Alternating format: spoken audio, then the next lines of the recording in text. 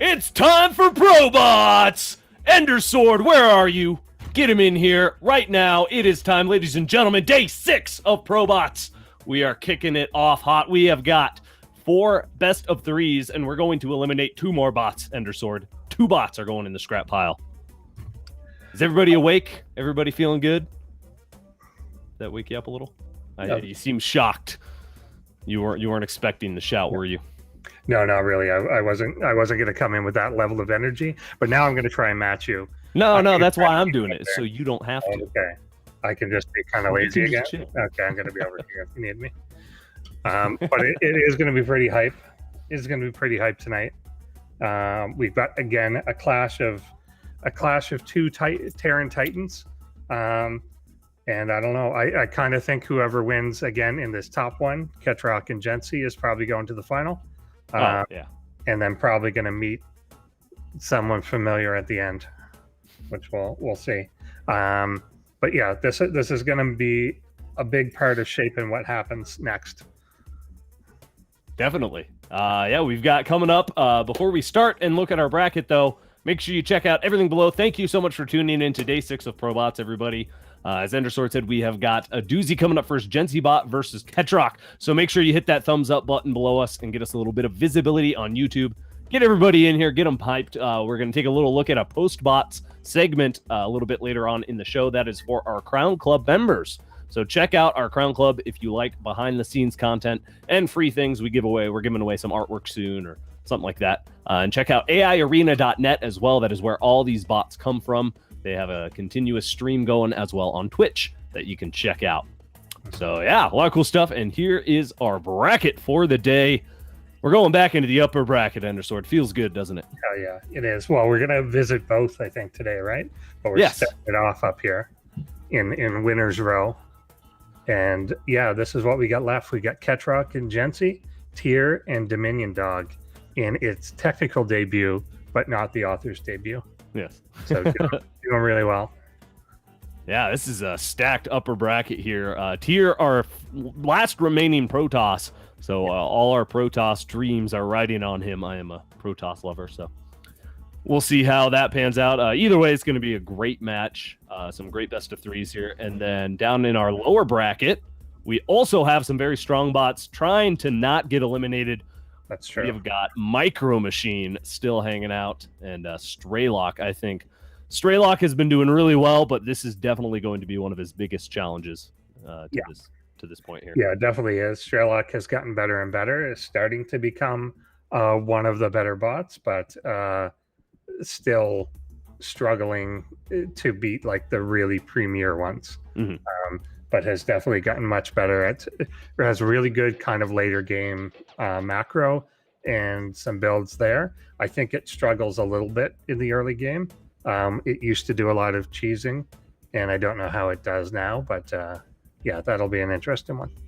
Indeed. Yeah, and actually it 2-1 the likes of 4-Gate bot. It took a game 2-1 the Harvester. That is no easy feat. So yeah, that is going to be a great match. And then finally, our last match will be Spudde versus Spiny. Eventually, the bracket will reflect what we're talking about. Yes, so I would imagine. Yeah, we're kind of hearing in our a crisis going on behind us somewhere. So they did something. They simply took the brackets away entirely. There we go. There's what we were talking about. So this will determine who is basically moving on. Like down here is elimination, obviously. The top 2 will cruise to the winners finals, and then down here we're gonna meet the losers of our first 2 matches. So no opponent could be easy really out of this. Yeah, at this point it's all tough. And yeah, our season champ from 2 seasons ago, Spiny, there on the bottom, our final remaining Zerg as well. And then the rest are Terrans. So this is just stacked with TVTs coming up, I am predicting here. But we'll see. We'll see if Spiny and Tier can keep the dream alive, the non-Terran dream alive. But hey, Terran is the race to be this season, I guess. Definitely are. It's I always kind of predicted that would end up being the case, that they're just so prone to the micro being really, really good. Like the more you split them up, the more independent control they have, the better they're going to be. And they just have so many units that have like range is king, and that's often why the Tempests were doing so well, because they just outrange things and they could back up. But with like Liberators, tanks, Cyclones, there's a lot of things there too that exploit range, and I think that just kind of eventually wins the day. All they had to do was basically start making that breakthrough, which we see now, which is that Vikings can beat Tempests, because they don't act like little bitches anymore. They go and kill the Tempest. That's all you got to do. Just go kill it. That's it. It was only fear that held them back. And once they let go of their fear, they could kill the Tempest. That's the secret. Yeah. All right. Well, we'll get our first best of 3 loaded up here very soon. Again, thank you all for joining us. Make sure to check out all the cool stuff. We've got emotes if you like that on YouTube, but you can check out our Discord as well. We do a lot of behind-the-scenes stuff, and you can come join us for community game night. If I imagine we'll do one of those in between seasons coming up soon. So, but yeah, here's our first match coming up here. Our first spot's Ketroc. Last season's champion is doing oh so well this season. I think he's only dropped like 1 game or something.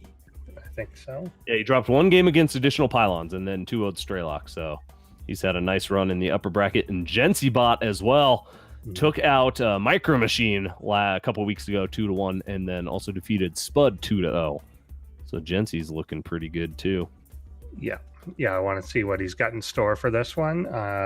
Ketroc, if it's true to form, will either try and go for late game extreme, or we'll try and snipe something out, like bunker contain or something. It doesn't seem to do much kind of in the middle. Yeah. And we'll see how Jensi deals with that sort of like late game tech units. Something very important to note as well. The poll is up. You can vote right now. We'll talk more about that in a sec. But before we hop into all this, every bot, I believe, has received its final update. So this is it till the end of the tournament.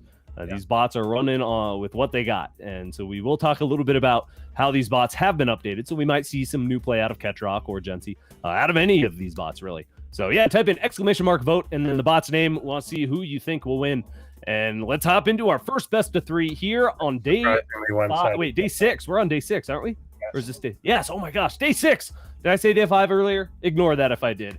Let's get into our first best of 3, Ketroc versus Jensiiibot here on ProBots.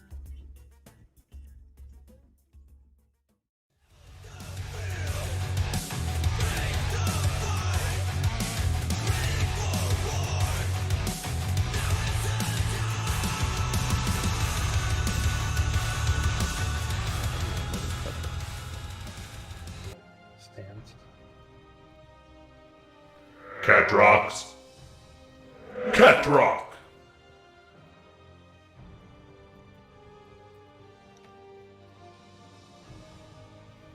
Jensi's Jensiibot.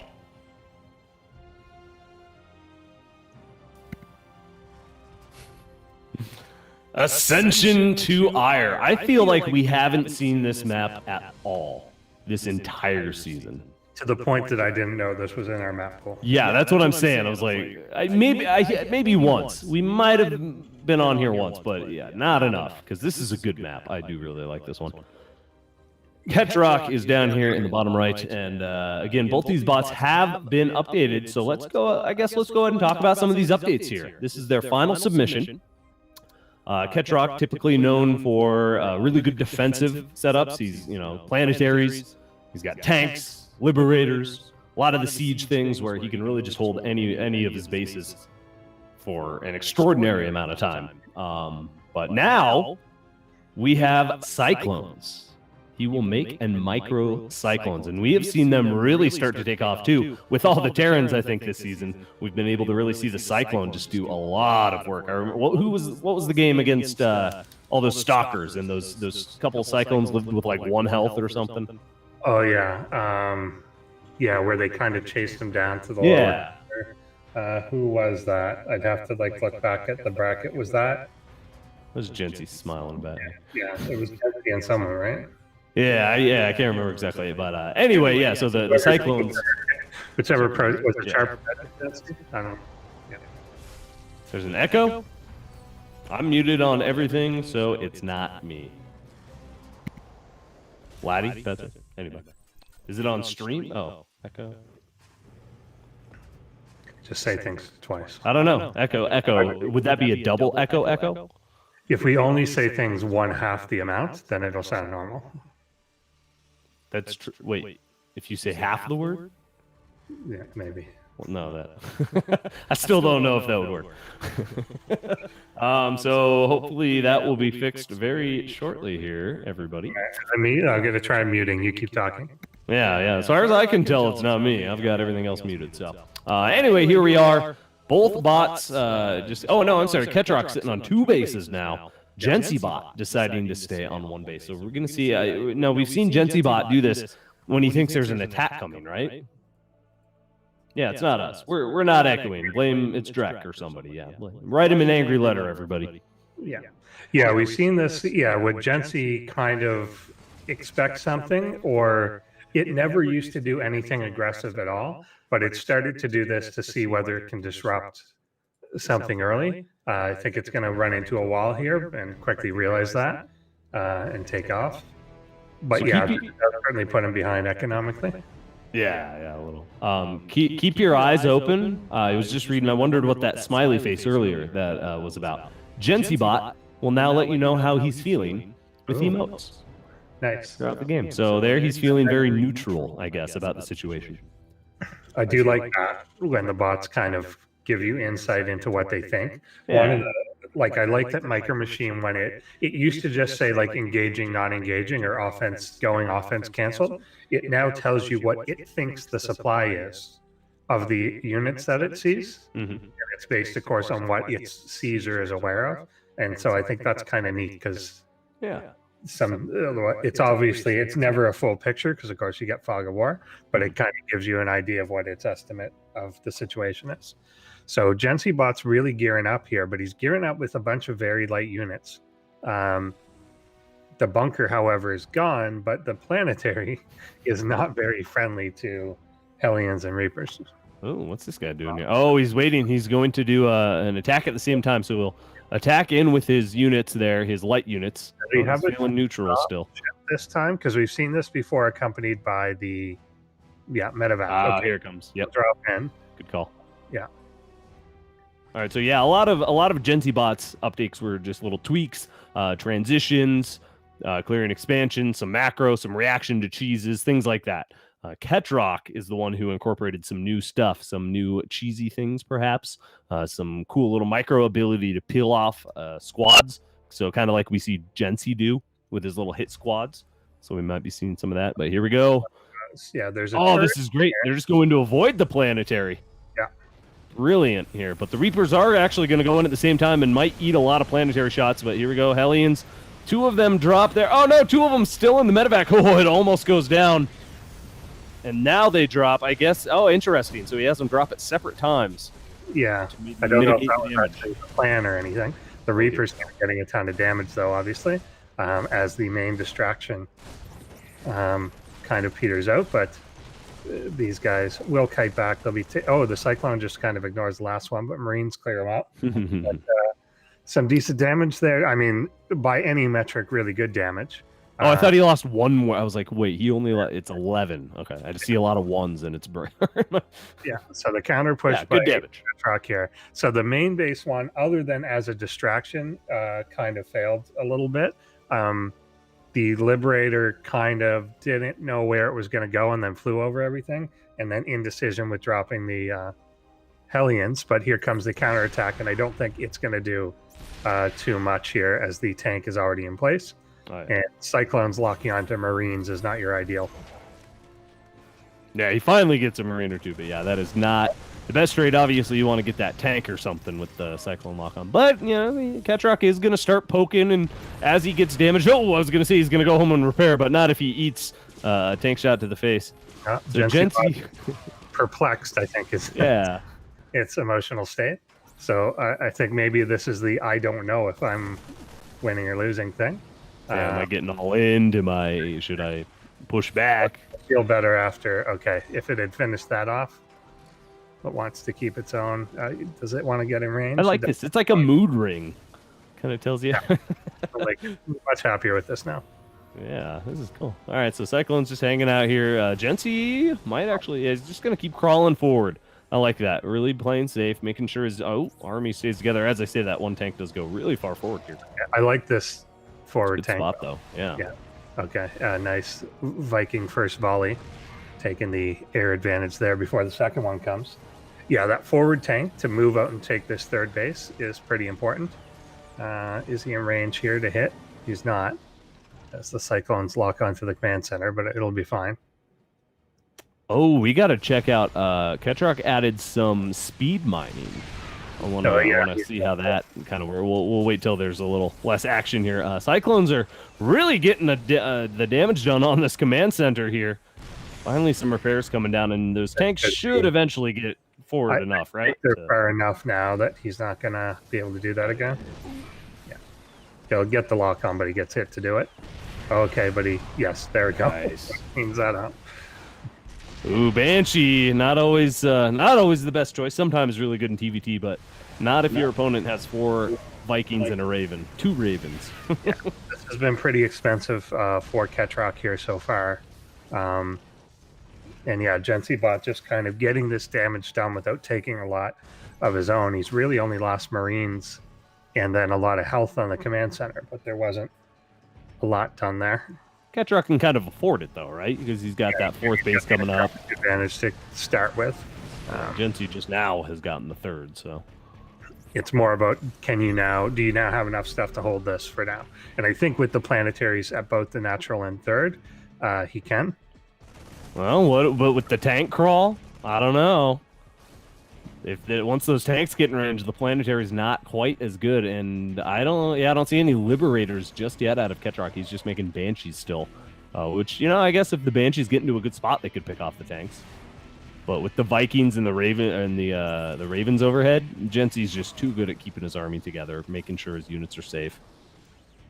I don't foresee the Banshees getting a whole lot done. Oh, they're gonna, as I said, one tank doesn't get the order there. His radio broke or something. Yeah, he got left out to dry, I guess. I don't know why he didn't go back. Guys, where'd you go? Yeah. And I don't know what triggered the full retreat here in general. Was there a backstab or anything? I don't know.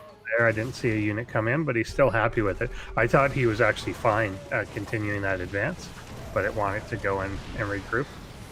Yeah, well, it's going to regroup here. A decent Air Force for Ketroc is actually scaring Jensiiibot away a little bit. The tanks are going to mostly... Oh, actually, no, he's going to lose 2 more tanks. The Cyclones are proving to be the superior unit right now. Yeah, but the Vikings of Jensi do kind of clear out the air here.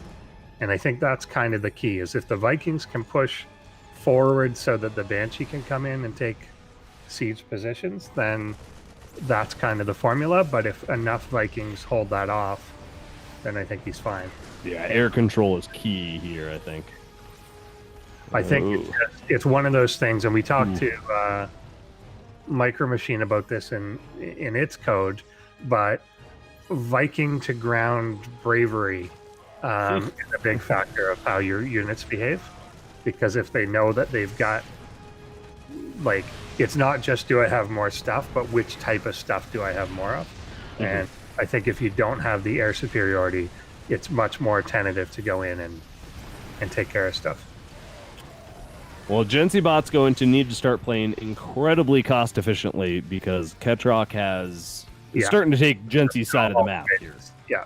So he can start to afford to just start throwing armies, I think, at Jensi. Once his production's fully up and running, he's going to have so much money. Yeah, really good catches there on 3 Cyclones, though. Push this back. It was a good, like, kind of strategic stim forward when the Cyclones got a little ahead of themselves. But he is just on the back foot. I think he actually was better off a little earlier when he was coming through the middle. But now he's just really pushed back, and I don't know what will let him take the initiative again. Jensiiibot is getting a fusion core, so definitely battle cruisers could help out. But with the Cyclones trying to get lock-ons, you still need to get kind of the air clear before they can really be that stable. Well, here we go. He's going to try to push forward with the Marines. Maybe he can clear some of this air out. There's a lot of Vikings there for Ketroc. Oh, but they get a little bit too close to the Marines. They do lose one or so. Oh, another one or two going down here. It looks like Jensiibot's battling this back quite efficiently, and Ketroc will have to go home and repair. But again, he's got so many bases. He can afford to go home, repair, get more stuff out. Yeah, Jensi's still a little meh about the whole thing. Yeah. I kind of wish one reaction that I'm seeing, other than the random Marine that keeps walking forward up that ramp, is the Marines, I think, are a little too respectful of the Cyclones. Oh, yeah, they should. Well, the Cyclones are faster, right? Well, like, not a stimmed Marine. But I think what's happening is the Cyclone's pushing them back when they're trying to dive on the air. And they should just stim forward and kill the air. Yeah. Oh, I see what you're saying. Right. But one Cyclone is causing this group of like 20 Marines to go home. Yeah, I see what you're saying. Yeah, they're kind of pulling back as a unit there. 3-3 is on the way for Jensiibot. Something to keep in mind, Ketroc only has 2 armor upgrades, 1 more armor upgrade on the way. And that could pan out to be really good for Jensiibot. And Jensiibot even looks like he's attacking that bottom left base. Yeah, with 1 Marine there sent to take it out. He's going to have to start clearing bases if he wants to keep taking his own here. Because Ketroc has literally every other base on the map right now. Yeah, he's just going to be able to outproduce him no matter what. Starts to attack this one up top here. Will be a nice clear out of a bunch of Marines, but kind of pulls a bunch of units away from the center here. And it looks like he's getting shelled on those tanks. But yeah, Jensi's on a rampage right now. Clears that one base, is going for another with the Marines here.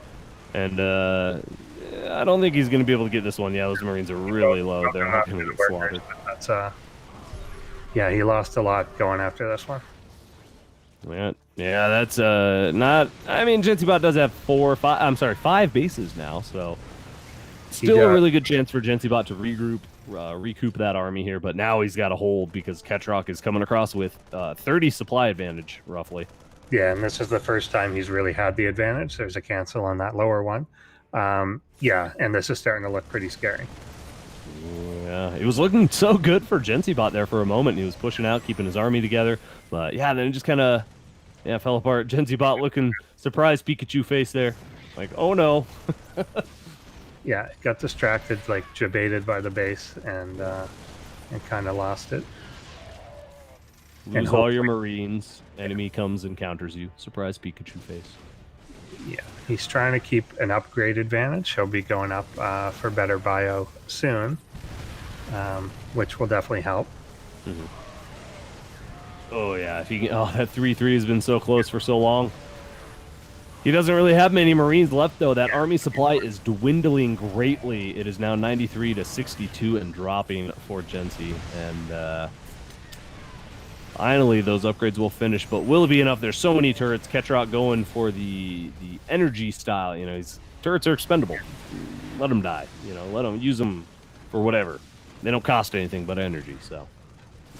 Yeah, for sure. Now that he's got that, I think he was struggling for a while to keep his own Viking count high enough, and then this has bought him that reprieve that it took to really, really go into the the Raven production really hard, 6 at a time, and now I think that's going to be hard to walk back. Oh yeah, because eventually you just have so many Ravens that they'll just continuously be able to cycle turrets. Because looks like they'll get this energy. Oh, it's so close. We're repairing yet. Is there a repair or no? Oh, no. Down 10, 9, 8, 7, 6, 5, 4, 3. No. He just builds a new one. All right, well, the Marines are fighting their darndest right now, and they are going to keep pushing forward, but eventually they're just going to die. There's no medevacs overhead anymore. Yeah. The air forces of Ketroc have just proven to be a little bit too much, and yeah, with this many Ravens out now, there's just no way to fight this many turrets. You have to shut this down before it gets to this point. Yeah, and I think this whole game kind of is coming down. Well, 2 things. One is the aborted attack by Jensi at the early part of the game, because I think that would have gotten some stuff done. I think he could have maybe gone in and killed the base. Yeah. But then the second part of it was when he diverted off that large force to go after the bases in the north side, and lost everything. Yeah. Well, everything indeed will be lost here as Jensiibot's final forces are starting to get picked off here. A few tanks, but they'll go down quickly to some turrets once there's enough energy for it. But yeah, looking like Ketroc is going to take game number 1 here, with just a massive army supply lead now. But yeah, Jensi just never really attacked, did he? It was just very passive. We saw a couple push acrosses, like a couple push outs through the middle, and he almost got to Ketroc's side of things, but never really attacked. There was that initial Hellion drop, but that was it. Yeah, and that was really, it was really good, and I want to see if he does that sort of thing again, because it could have been more devastating. I think there's a couple things to make that better. One is I think he waits so long for the coordination that he would have been better off going earlier. Because it takes so long to get the actual medevac out that all the Reapers are waiting there, the Hellions are waiting there, and the Liberator's waiting there. And then he waits like another additional minute for the medevac. He may be better going earlier, but also the way that it deployed into the main didn't do anything there. And it was all the damage was done down at the natural. If he gets damage in both, I think he'd be, worlds better. Yeah, well, I thought he was going to get a lot more damage done in the main because there was no planetary there. Yeah. But it actually ended up being the Reapers with the planetary getting the most kills. It seemed like the medevac, instead of it dropped off 2 Hellions, then went to, I think, what was going to be the mineral line, but then there were 2 turrets there, and it just didn't go, and then it dropped them in a weird spot. And the Liberator was gonna swing in from the side, but then it didn't, and it camped over it was just kind of weird because it walked over the army that was gonna kill it. Yeah, just a couple little missteps, few missed calls, and sometimes that's all it takes. And Ketroc will finish off all the supply depots here and then take game number 1. Victory! Oh, he got victory before the supply depots were dead. Interesting. Tapping out. Interesting. All right. Well, thank you all for joining us. If you're just tuning in, that was just our first game. So we have plenty more to come. Thanks for coming and checking out ProBots. We are in week 6 of 7. So that means next week will be our final week of our normal bracket. We will have our final 2 eliminations next week. So tonight we'll have our top 6 bots, and then next week we will have our top 4. That will be going into our grand finals, which will be oh so good this year. Now, do you think we're going to have all Terrans in it? What are you thinking? No, I think either Tyr or Spiny will make it. I don't know which one, but I think either Tyr or Spiny will make it. I think Tyr. I think Tyr's going to do it. It seems like there's really been a laser focus for Tyr just to crush his competition and get to the finals. It does feel like he's kind of decided to go for no messing around. I just kill. Yeah. Sort of thing, which I think is kind of good. We'll see how he prepared or really just everyone prepared. I think this is the earliest in terms of like updates that they had at the end. I think we've had situations before where you go into the end and you're like have to prepare for 4 bots potentially or something. But this time I think you basically have to prepare for 7 more. Yeah. Or something. So it's a lot. Yeah, a lot trickier for sure. I like it though. It's making it a little more challenge. You get a little less of that sniping aspect, which we saw a little bit of last season. Definitely. Yeah, and I think it was over. That's why we dialed it back a bit. Is I think everyone could update like every week, and so it was way too hard to code for just that one situation. Now you've got to.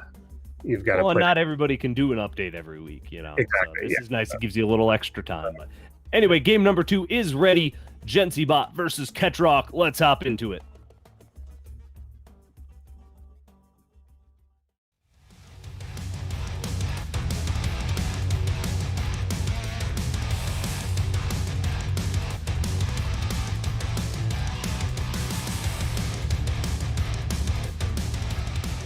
Yeah, I miss that. Ketroc.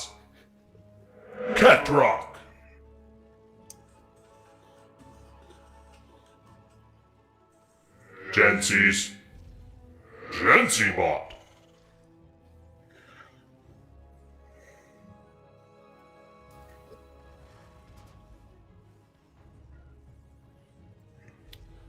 Oh, where are we now? We're on Death Aura for game number 2. Welcome, everybody. Thank you for tuning in. Be sure to hit that thumbs up button if you like what you see. How could you not like what you see? I know, right? So good. Such a good game one. We'll see if Ketroc can spiral a little further. Because it kind of was, let's see if it calls the same strategy. I don't know if it's anything yet. But if it does the same sort of mass Raven, it was the Cyclones that were holding Marines back a little bit. And then once the Ravens start to build up, the turrets are just devastating to the Marines. Mm-hmm. And they do such a good job of like distracting them long enough. And it's just free damage, like you were saying. Yeah. So it's hard to be, stable enough against them. So if Jensiibot's going to do something, it's got to be early. It's got to be maybe more crippling damage in that first drop type attack. But we'll see if it even does that again. Of course, a lot of these bots, once they've lost a game, they won't repeat that strategy. So we'll see what adjustments have been made. Jensiibot getting a nice little scout off here. We'll see everything Ketroc's doing. I do think that's one big advantage Ketroc has over Jensiibot is his macro and just take every base there, especially once you get up to the 10-minute mark or wherever you have so many excess minerals. You might as well just take every single base, because even if you lose 1 or 2 or 3, it's like, okay, who cares? I've got all the others. So yeah, exactly. And it also just denies them from your opponent. Like even if you don't get value out of them, having not only the bases but having like a planetary at each of those like bases, it's just almost always going to be cost effective. Or mule drop them, mine them out. Yeah, this needs to become the standard. Just expand unnecessarily. Yes. I think it'll only benefit. Well, especially when you're going, and the composition makes a big difference too. When you're going Mass Raven, you're obviously constrained by the gas and the gas alone. So if you've got a mineral dump somewhere. Yeah, and you've got to get all those bases for that gas. So might as well. Exactly. Well, here comes they're just going to go across and wait for the medevac, though, right? 100% of the polling has gone to Ketroc. I thought one person voted for Jensi. I don't know. Streamlabs says 100%. Yeah, Laddie tried to vote for Jensiibot then, and it just didn't work or something. Did he put not enough eyes? No, there's 3 eyes. Jensiibot. Okay. Then I don't know what's up. Maybe it's rigged. I'm storming the Senate. Yeah, this is the votes are fraudulent. It's a lie. Right. Yeah. All right, well, let's not go down that crap hole too far. Jensiibot sitting on 1 base still, so he's just going to group up, and that medevac should be coming across. Liberator's just about done, so we are going to have the exact same attack as map 1, and I don't think it works out much better on this map. It's all, to me, it's down to the Liberator. Is if the Liberator kind of gets in a good position, I've kind of been saying I think the best Liberator position would be if it sieged the ramp. Yes, I think that would be a great spot. And then you let the Reaper and the Hellions try and kill the workers. And then that thing is trying to stop them when they're coming through the middle. Because ultimately, most bots are going to pick one attack, clear it up, and then go deal with the other attack. Yeah, so the Liberator's coming in the back. It's going to wait there.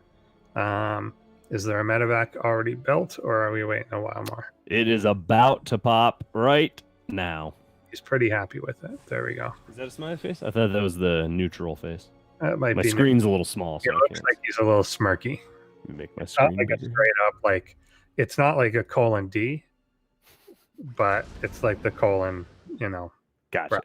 Yeah. Just the colon bracket. Yeah, the normal smiley face. All right, so yeah, things going good then. Jensiibot feeling comfortable. Does have a second base as well. Jensiibot even getting those Ravens out now for detection against any Banshees that might be coming out. But Ketroc's sitting at home getting Cyclones, getting his own Ravens. He's got a nice little Marine squad that will help deal with this. But let's see where the drop and the Liberator can go and what they can get done. Turret there is going to actually make the Liberator go around a different direction and fly straight over the Marines. So it do the same thing here, and then the Hellions kind of waste themselves on the Marines, but let's see what they get done. It doesn't feel like this is as much, but let's see. Yeah, it does not feel like it's as much. What was going on though? The Ketroc's main lifted off. I didn't notice that in the first game. Yeah, he only got 7 this time. Did his main lift it off? Yeah, his main lifted to let the units out. Oh no, it's still lifted. What's interesting? Yes, it did not do this last time, did it? It's trying to land, I think, but it can't because the SCVs are there. The SCVs are trying to move, but they're also trying to get. They're going to the gas and then ungoing to the gas because they're in the way or something. Well, this is definitely a bit of a. This is a game changer. Yeah, this is a big game changer. Yeah. So, unintended damage being done. Yeah. Huh. That's it's really interesting. I think what caused it was the Hellions came in, and the idea was to lift the command center so the SCVs could run away successfully because there just isn't enough room otherwise. That is pretty cool to do. Like, quick, run under my building. Yeah, you know, gets them all out a little quicker because especially on this map, it's really tight the way he has the buildings. It's blocked off, so they could have really gotten clumped up. Yeah.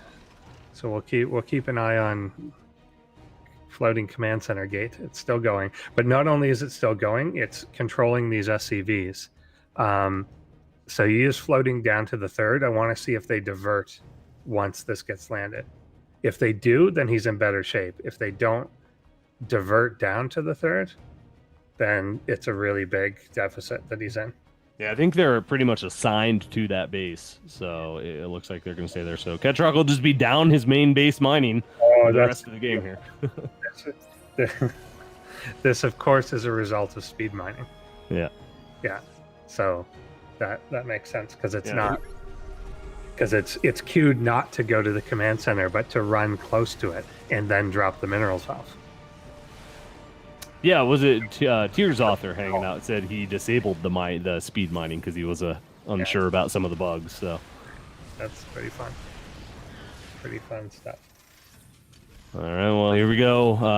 Ketroc is gonna keep poking here, but Jensi has plenty of stuff. Yeah, losing your main base of mining that early has really slowed down Ketroc. It's 45 army supply to 20.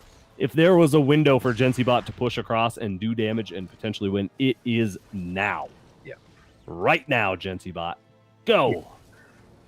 Yeah, he's really got to take advantage of this. Okay, it did get back down. I don't even know how. Oh, we missed it. Okay, so they must have cleared it just enough that it managed to land. I kind of have a theory, which is, did something go back and want to be repaired? Oh, and it pulled him out. Oh, we'll have to go watch. Yeah, I don't want to see that now, but but something reset it, so he's down. He's safe. I think you're right. I think it's exactly that. Something went home to repair, and it pulled them all just enough out from under it that it could land, or something. All right. Well, as it is, then Ketroc has reestablished his mining, but both bots are on 3 bases here. Jensiiibot just with had a nice long window there to just get ahead in supply. So we're currently at 128 to about 102, and maybe we'll see this push across. Yeah, it's slowly going. Yeah, I feel like despite having way less units, I don't think Ketroc has lost very many though. Yeah, his retention's been good. It's mostly just been cyclones poking. So I kind of feel like in terms of because he lost like a bunch last time trying to go after the 3rd base. So I don't feel like he's in much of a worse position than he was, although the Vikings may change that. That army supply pretty in Jensiibot's favor here. And +1 is done attack, and +1 armor's about to finish. So where's Jensi trying to go? He's trying to go to this side. So if he catches that 4th, this will actually be fortuitous. Yeah, great timing. Yeah, but I don't know exactly what it's doing, and he's kind of now leaving the middle. Well, he's kind of getting pulled back. It looks like the Ketroc Vikings are making him hesitate and pull back a little bit. Yeah, so if he can catch a bunch here, then this could definitely help. Is it gonna though? Yeah, this is a great spot. Just kind of camp here and let Ketroc maybe throw some units at him.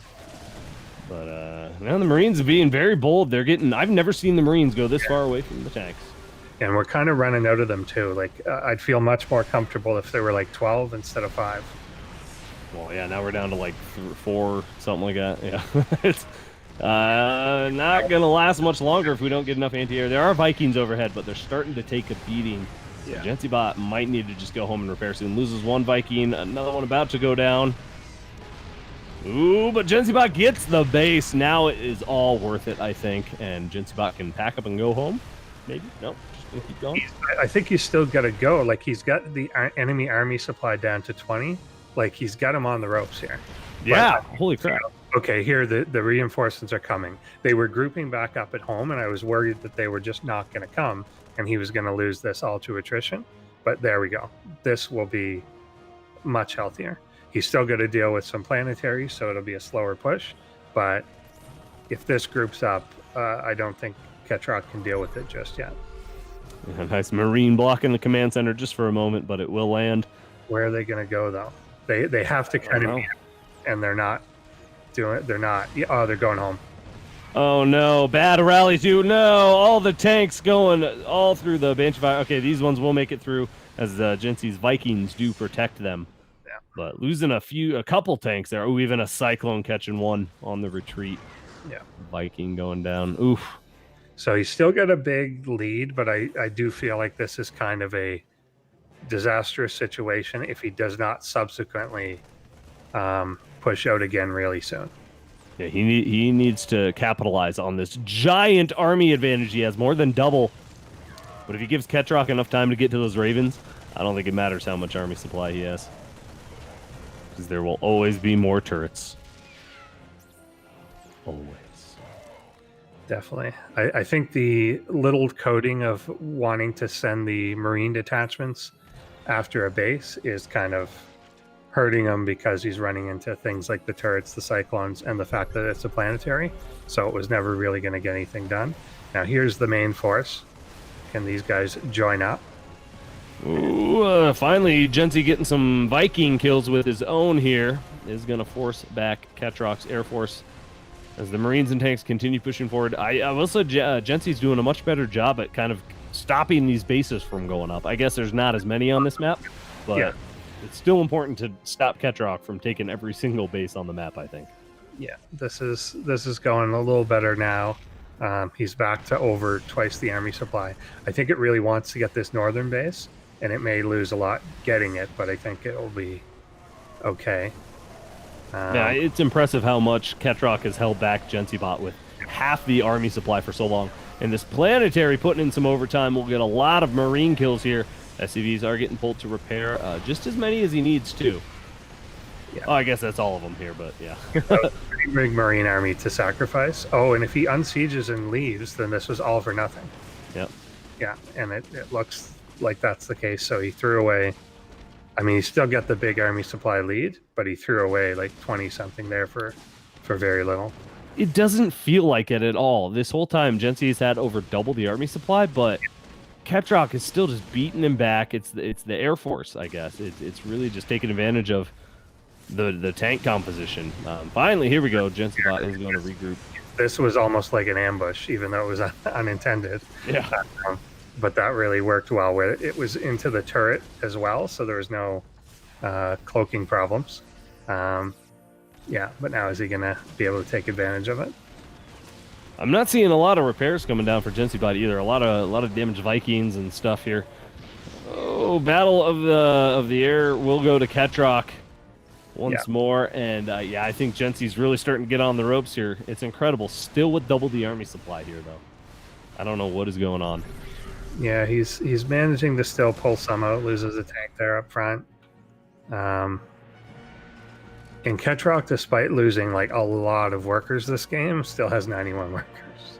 Like he lost a lot in the main, or a lot in the natural, a lot at that fourth, and a lot at each base that's kind of gone down, but he's still up there.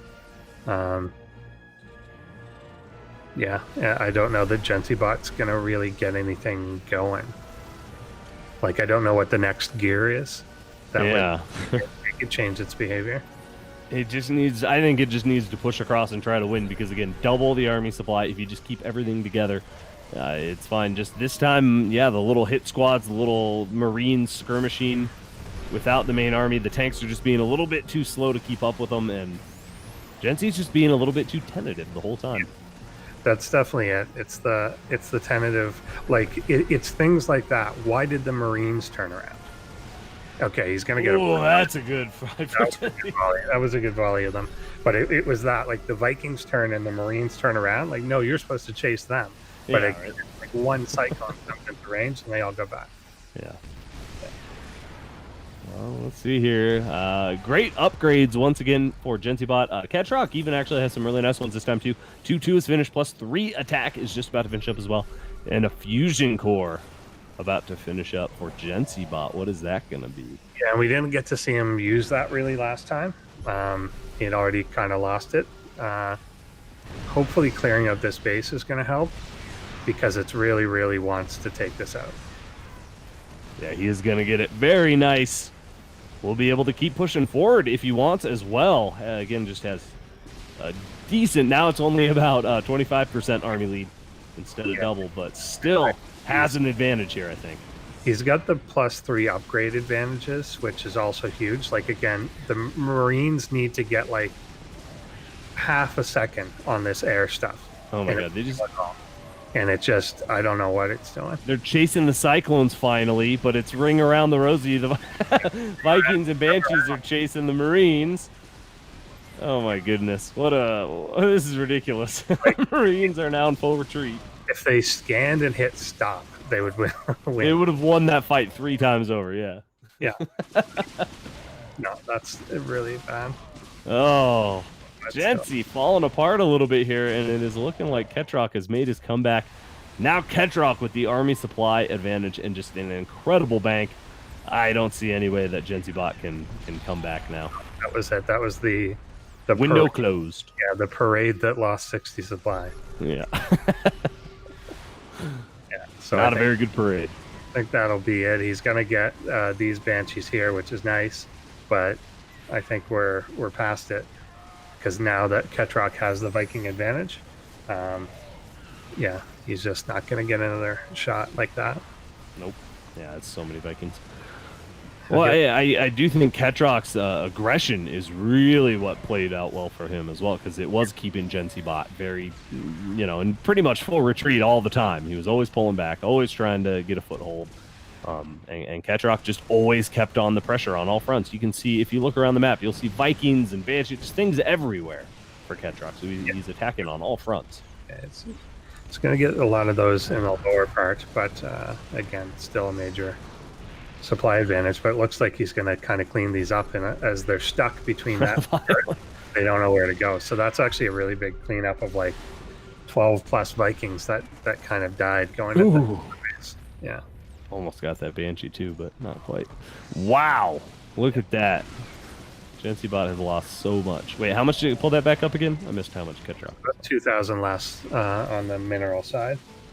Okay, so yeah, still crazy trades on both sides. Yeah. 57 workers died for Ketroc. Wow. Yeah, see, I knew it was a lot, and he still maintained the lead just on so many bases. He might actually at this point want to sacrifice some and put more into the army because he's maxed. And Jensiibot's about half. And yeah, he's fine. Ketroc's got it.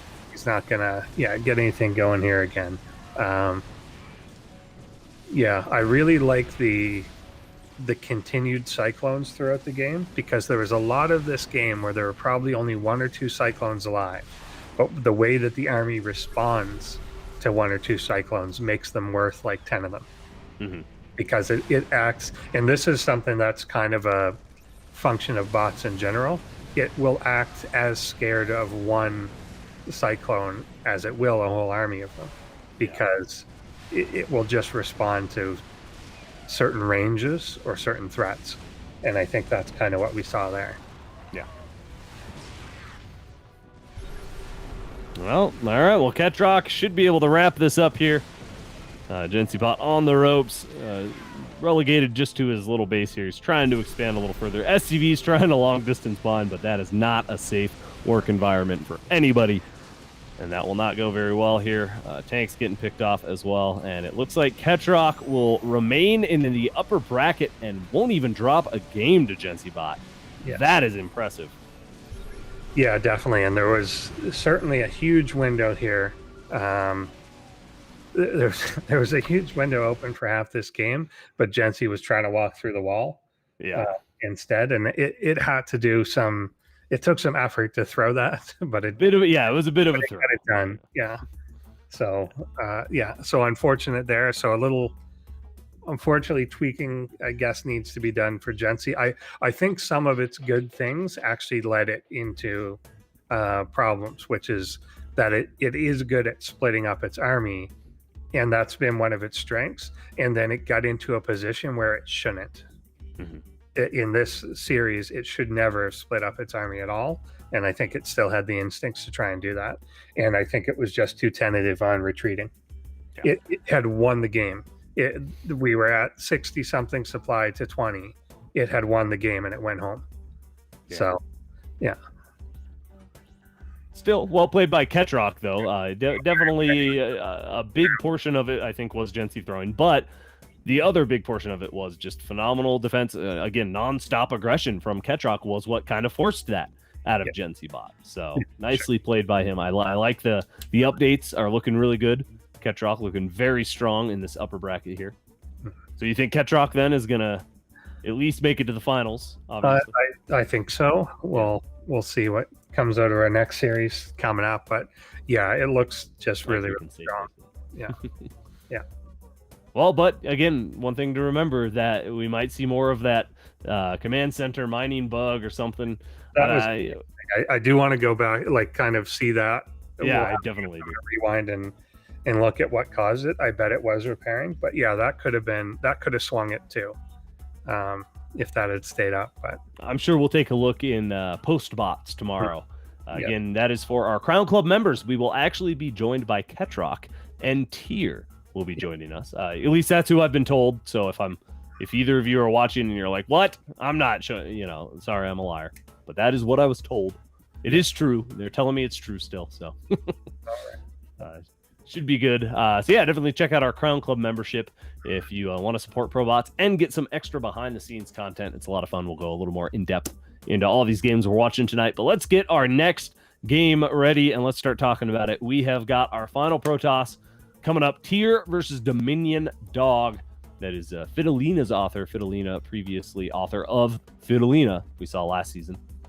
But now DominionDog looking very good this season. Very strong. Yeah, definitely another strong Terran entry into this whole thing. But we'll see what Tier comes up with in this matchup. I don't know if we get the stats of them. Those usually come up. He says stats, and then I don't see stats. And then he didn't put them up. He's a liar. See, I wouldn't trust him about the guests either. So there is Tier with that kind of 50-50 win rate, but I really feel like there's been a emotional change or something that he's kind of had enough. He's decided to win now. Yeah, and DominionDog here with probably, I think that might be the best win rate that we have, at least posted here. Other than MicroMachine. Really high. Yeah, really high ELO. Yeah, I think so. But yeah, this one's kind of same author that we had last season, but new bot. So good to see that come in quite strong. And still, I think a relatively new author overall. Really has only been doing it for a couple seasons. So. Well, I didn't know that. Yeah, I think so, because we hadn't seen him before. Because I like Fidelina, the first incarnation, kind of made a really big splash when it joined the AI ladder. Oh, that's right. Yeah. Yeah, and so this is another iteration, and yeah, so we'll jump into this game and see what happens. Let's do it. It is time for our next best of 3 here on ProBots Day 6. We're gonna hop into Tier versus DominionDog right now.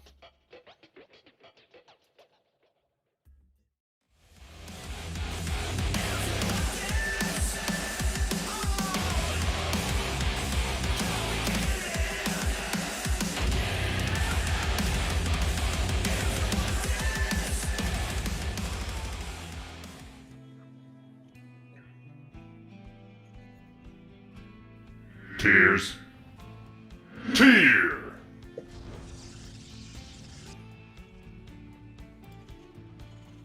Fidelina's DominionDog.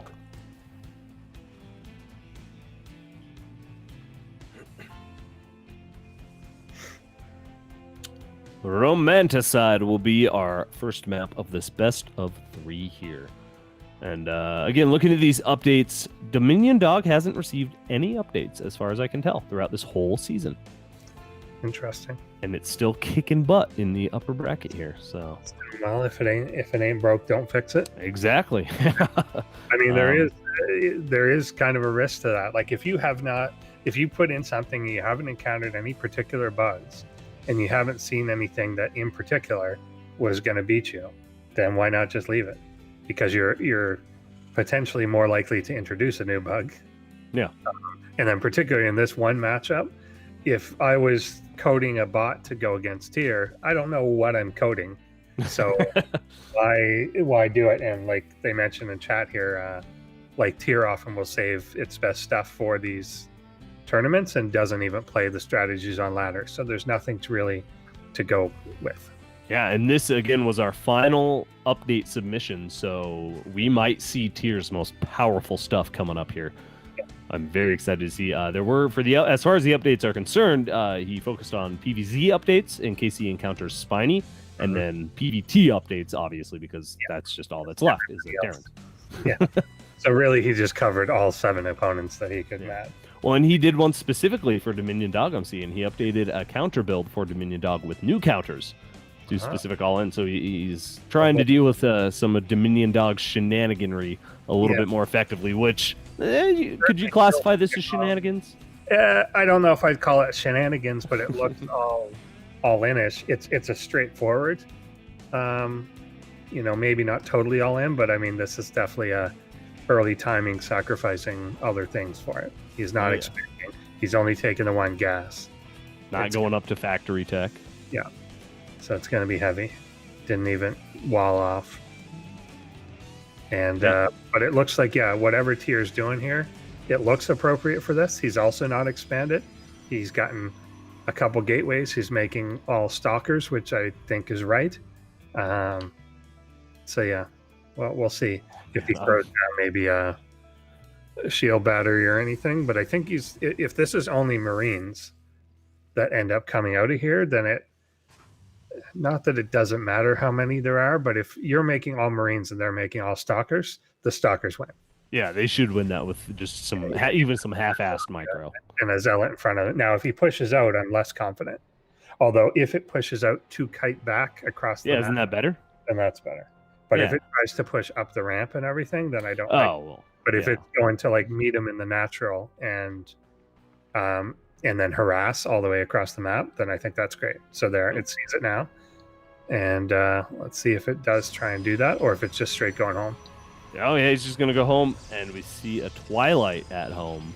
Yeah, so I definitely thought he was going to harass these across, which I think is imminently doable. I think it's important, too. It's almost necessary, you could say, because now he's going to have to fight all these Marines with full health and combat shield. True. He will have a couple zealots. They're not going to have charge or anything, but they're going to provide a lot of cover. So we'll see. Yeah, like that's pretty strong. That's a good amount. I'd like it if the zealots were in front already, but this is fine. Yeah. So yeah, actually, this should be a pretty decent hold if the Marines. Oh, he's holding back, so he's not going to do like the chase them to death sort of thing. So he's totally fine here. Pretty good control here. He's even pulling back. He's created a little bit of a wall for himself, but it's fine. Well, it's kind of nice because it's allowing the zealots to kind of trickle in a little more one at a time, so they're not dying as quick, I think. And yeah, holds it very handily here. Nicely done, Tier.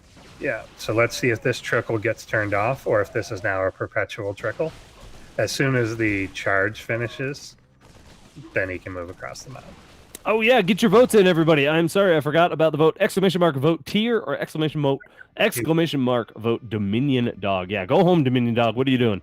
Quick rallying. He stuttered for a little bit there, but he's going all the way. Charge will be done in about 10-15 seconds, and then we'll see this force move across.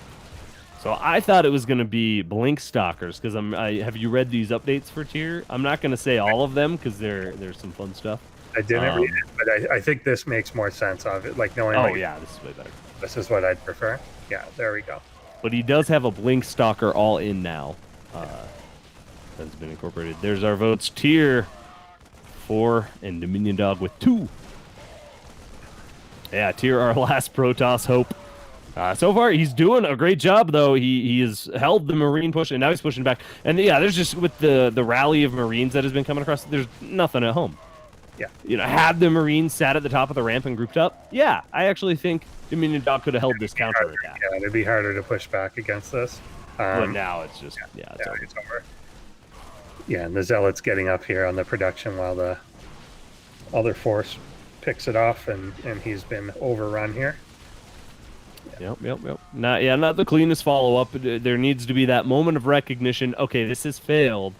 I'm going to go home, because, you know, he's expanding back at home. So there is a potential follow-up. But if you don't have anything to defend that expansion, then you're just done for. So yeah, it really needs to pull back, recognize that the attack is over. We need to pull back and defend and group up an army. And but Tier taking very easy advantage of that and just will did win. Pretty well. The only minor improvement I think he could make to this, and it would still be totally effective, to just absolutely bulletproof that, a pylon and shield battery at the ramp. Oh yeah. And not a single unit would die. So I think I could agree with that. Yeah. But I mean, definitely dominant here in general. And he was going to continue to expand too. Like Tier did expand once it took control, so just in case it had to continue, it did. So cool. Apparently, not everybody in chat is a Protoss fan. Really? Why? Despicable. I've been told. Oh, we did. DominionDog did receive updates. It just wasn't put into the notes. Wow, a lot of updates. Holy. Oh. All right, so there are some so we're not going to read them all off here, but he did prepare updates for every potential opponent. It looks like Tier, Ketroc, Jensiiibot, MicroMachine, and Spiny have all had specific updates put in to deal with them. So we'll kind of talk about those as they unfold, as obviously we don't want to give away any spoilers. We like a little surprise here for everybody, but yeah, we're gonna hop into game number 2 here in just a moment. Here, we'll see if Tier can finish the deal and move on, and if he can knock out DominionDog. Maybe DominionDog will come back. Who knows? We'll see. I do like his explanation for that mass marine push. He's got update mass marine logic. God knows what Tier is up to. Just pump out units and hope for the best. Well, let's see what happens. See if he can do it in game number 2 between DominionDog and Tier. Let's hop into it.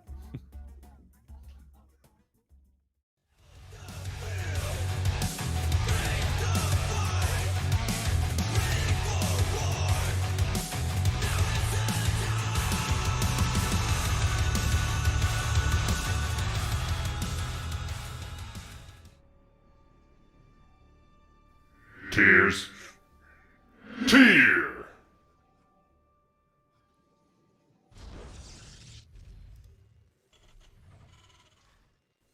Fidolinas. DominionDog.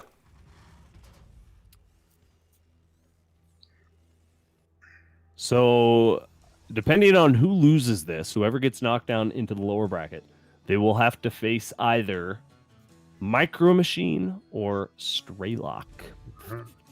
And DominionDog does have some MicroMachine updates in there. I think, he didn't update anything for Strelok, so I think he's anticipating a MicroMachine win. Tier's got general PVT, like you said, but we don't know what that will all be. So we've got a proxy coming by DominionDog. I think this is going to be Proxy Marauder. Oh, yeah? Yeah, I do. So again, he's got the 1 gas, the forward base. I would expect to get a... did he cancel it? Where'd it go? Or we're only looking at his vision. Yeah, so we're in the vision. Map. I'm like, okay, there we go. So is this going to get a Tech Lab add-on? Yep, there it is. Okay, so I think this is Proxy Marauder, which is good against Protoss, but Tier not yet showing that it's going to expand yet. Getting the cyber. I kind of wish that he would build at his ramp instead, but this can be fine too. Yeah. Let's see what he does. But this is certainly more dangerous to Protoss with concussive shell, which he's getting now. That's interesting. So he's building a marine at home. So it's not going to be like, okay, cool. This is better. Shield battery at the shield. Two of them. So it's like he heard you. It knows what this is. Yeah, it knows what this is. And this one, unlike that first one where you're going to be fine without the shield battery, but it helps with the Marauders, you really want that shield battery. I'm not convinced that these bots aren't sentient and that Tyr isn't just listening to you and like, oh, okay, sure, I'll do that. Because we've seen things like that. This have happened multiple times. Definitely. They're like, he just does this. I don't like how like Apple and Samsung claim that the mic is off on your phone, but then it shows ads of what you've been talking about. Yeah, exactly. Yeah, it's all just smoke and mirrors. Here it is, perfectly stable as the first Marauders come in. I like the probe pull off too. Not even really necessary, but I like it because you have to be prepared that was 2 barracks full of Marauders as well, and it wasn't. So that's good. And then he's getting a robo to follow this. So I think this is perfectly done so far by Tyr. Oh yeah, and we'll see what DominionDog's follow up is. Yeah. Well, and I really like that Pro Bowl too because you do get enough Marauders, you can pretty much one shot a Stalker even with the shield battery there. So sometimes, like you said, you don't know how many units are coming. It's important to have a little buffer. But here with 2 shield batteries and 4 Stalkers is going to be more than enough to hold these little attacks out of DominionDog. It's a nice little attempt, but Tyr is just too ready for it. Yeah. Any other Protoss, I think this would have done a lot of damage to, but Tyr just had the exact perfect response. Yeah, I think it just read it. Like it knew. It just knew. It scouted around, saw like any person would know that something is wrong. That there was a single a single worker on gas. There was 1 barracks, no expansion. So something's out on that map, and so I think this is the perfect response. Yeah, like we were saying earlier, Tyr is just laser focused and wants to just get to those finals and is doing a phenomenal job of it with just immaculate play. I'm excited to see, because I'm predicting Tyr is going to hold this. I don't see a follow-up out of DominionDog. Oh, actually, there are tanks coming out now. But, it could be, yeah. I mean, he'll attempt to roll out of this. I think as we get the first Immortal coming, Immortals obviously get the tanks, and I think this Twilight could be for Blink. Second base coming down, so it's not an all-in by any means, and Tyr just going to hold his natural here. Yeah, these tiny little forces are just going to get annihilated, and I think Tyr could just push across and win, honestly. It is charge again, so he doesn't have any zealots yet, but of course can make some by the time that's out. Yeah, I'm thinking it feels like DominionDog thought he would have a little more traction with this, and that's why we're seeing just these little tiny groups attacking. Because if he had gotten the upper hand, then these would just be the reinforcement groups to keep your hold, essentially. Yeah. But as it is, he's going to lose another force, this time a tank as well. And these are costly pickoffs here. Yeah, and it looks like this time units are going back home as they are made out of that barracks. And I don't know if Tyr will go and try and clear that. If it's aware, like it's seeing units come from that direction, but I don't know if it's fully like aware of that. Yeah, I don't think it is yet. Not until he scouts it anyway. Oh, don't push across, DominionDog. Stay at home. Go home, macro. Yeah, weirdly, like despite kind of the dominance going on here in terms of what we've seen, and if we could get a unit this last tab, I think it will tell an interesting story. So only 1 Stalker loss compared to 9 Marines, 9 Marauders, and a tank, and the supplies are even. Yeah. So Tyr's definitely been like spending a lot more on tech and buildings, as it is now adding Blink on as well, and has charge here. Oh, don't retreat though. Yeah, he can afford to though, because he gives that second base. So it doesn't matter. But yeah, like Tyr, you would think has more units, but he's, has not been particularly aggressive in building. Yeah, this is one of the most passive games I've seen out of Tyr. So really, again, we're seeing almost a bit of a throw here out of one of our bots. DominionDog has just kind of been lobbing these little forces at tier that just get eaten up and he's still wasting money on them. And yeah, he's still not expanded anyway, so he's kind of on the clock here. But yeah, now I think we'll start to see, so an additional gateway is coming for tier. We'll start to see the kick up in production. Yeah, unless this attack can do significant damage, which one tank and a few Marines, not going to take out 2 Immortals with a lot of Zealots and Stalkers there to support it. So I think we can safely say tier will be moving on in the upper bracket. If he just stays here. Oh, there you go. Yeah, sit and tank fire. That's one way to throw it. Yeah, that's definitely a way to throw it. I think he's got enough. He could sit here and tank fire, kill the Marines, and then still push down. And oh, he might lose the Immortal. He does lose one. That leashes the Zealots, but again, he's cleared out a lot. He actually almost cleared that out. Well, and this army is literally just ghosts. They're like they're just so dead here. They're counting on shields. It's like when your car's running on fumes. There's no actual gas there, but somehow it still trucks a little bit. But this is like when in like the old wars where someone built like a fake cannon on a hill. Yeah, well, or like in World War II, they did it. They built whole fake towns and stuff. Oh, the Immortal! The Immortal, but tank killing itself, killing its buddy. Oh, the Zealot didn't get it? I thought the Zealot did. I think it seemed to blow up more explosively than that. Yeah, I mean, the tank shooting next to it didn't help for sure. But again, tier can afford to do this. Army supplies even, but economically, it's 2 base to 1, and it looks like it will continue to be 2 base to 1 until the end of this game. So tier can very easily replace his army. Yeah, and tier going up to 3 bases now. Yeah. Adding on a forge. So it's just kind of, getting look at that. Dominion will expand. Okay. Let me hold on. I've got a shoe here somewhere I can eat. It must kind of sense like my main is mined out. Yeah. Better get more money. I want to see a 1 base Terran bot that, and is obviously one that succeeds, but only does 1 base Marines, and then once that base is mined out, move to the next, and just keep making Marines. Spawn more. Just float your command center and just move it. Base like to base if to the base. first base of Marines didn't win, then you're not going to win with the next base. Well, you just leave the Marines to defend the base, so you almost. What's that? The one bot does the bunker and kind of draws all the units to it with all the turrets and stuff. So you just build a huge defensive force and you just move your base, 1 base. And that way you're spending all your money on army and Marines and not more bases. So you have more Marines, right? It's I don't true. know. I think there's some potential. Never have to get gas either. Never have to get gas. Well, no, you'd want to because you'd want upgrades. For a little bit. Well, here we go. DominionDog actually has managed to get a sizable little force here and finally stopped with the aggression long enough to do so. And we'll have the second base completed. We'll be able to start mining and we'll go for another attack. A Liberator could change the game completely here. There are a lot of Stalkers, but in the right position, a Liberator could really do some work here. Tier has to get, and he's preemptively going down, so he's not going to get stuck there again. He would have to preemptively stand in that. Oh man, DominionDog was almost there on time to catch him, but yeah, this should wrap it up here.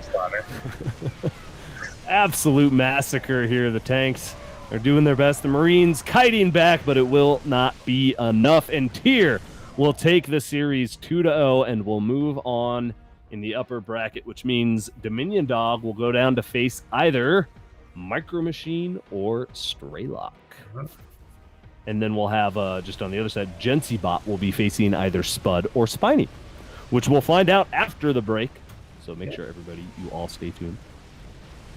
We got a cool little thing to show after the break as well, which we're going to talk about once this wraps up.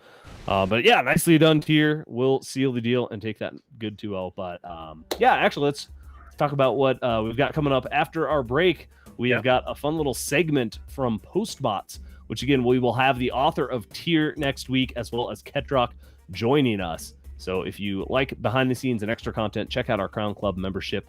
And again, after our quick little break, we're going to take a little look at a segment. We had MicroMachine's authors joining us last week, which was a lot of fun. And let's actually do a shout out for our Crown Club before I forget right now. We're back. That is a shout out to everybody.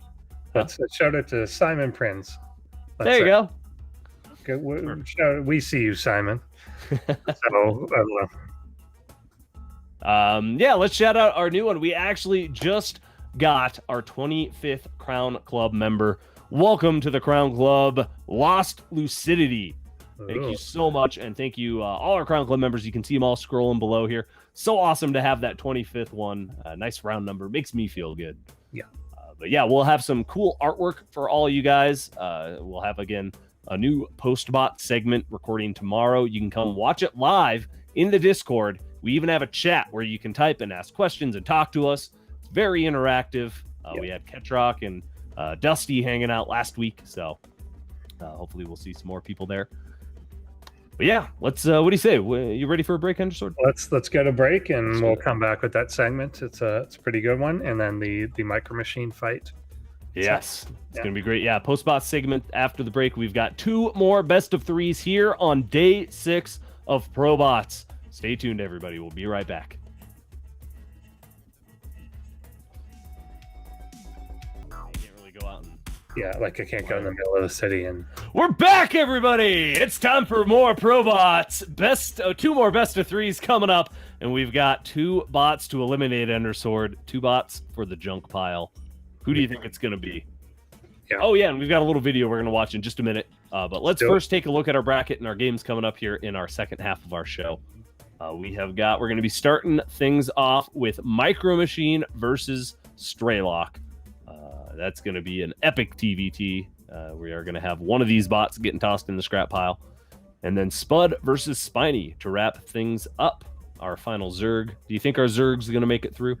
I kind of do. I do think that it's going to do well in that matchup, and he's got enough oomph to get through. So I think we're going to have at least 2 non-Terrans for next week. But let's see. That would be my bet. Yeah, it's looking good so far. We've already got our Protoss locked into that, locked into our top 4, actually, as well. So Ketroc and Tyr are top 4 material. Indeed. That's going to be interesting. Yeah, that is going to be a very interesting game, especially with how refined Ketroc is looking, but just with how incredibly strong Tyr has been. Yeah, I'm getting excited for next week already, giving me goosebumps. That'll be good. I don't know how to predict that one yet. I'm not even going to try. Tyr has like hidden builds. It could, I just don't know what to predict there. Like we saw perfect responses here by Tyr against DominionDog, but you got to be aggressive, I think, against Ketroc. Yep. All right, so we're going to have DominionDog playing against the winner of this next matchup, MicroMachine and Strelok, and then Jensiiibot against Spudde and Spiny. So cool. Very cool. That we're going to have, a pretty hype final. It'll be a rematch of someone. I love a good rematch here. Yeah, it definitely some potential. And again, this is double elimination. So if we get to the scenario where the bots have faced each other before, we are doing extended series. We'll get more into that. We'll worry about that once we get there. We'll see if it happens. Keep that in mind. No, we're not doing extended series. We did it last season. Oh, that was last season. Oh, I thought we were doing it again this season. Ignore me. I'm full of crap. Okay. Don't believe a goddamn word I say, anybody. It's fine. Let's just go to the video. We have a segment from PostBots. Again, this is a little segment we record after each night of games. We just go a little bit more in depth. We have bot authors join us. So take a little look here at MicroMachine's authors as we talk about the game coming up next. Actually, our best of 3 coming up soon. So let's hop into it.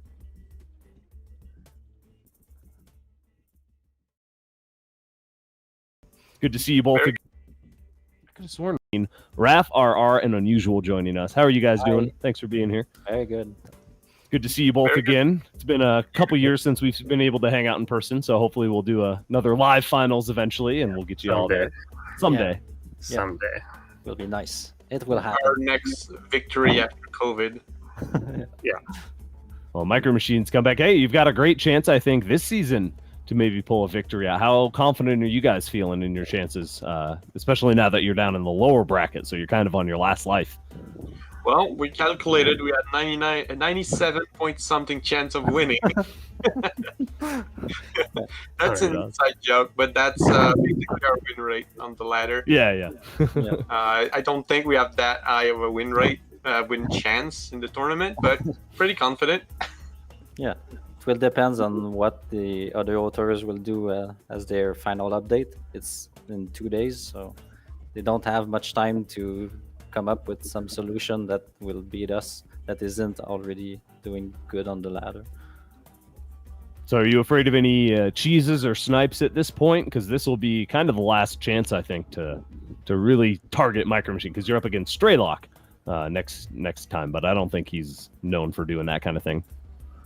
Yeah, I don't think Strelok is gonna snipe. I'm not even sure he's gonna be updated.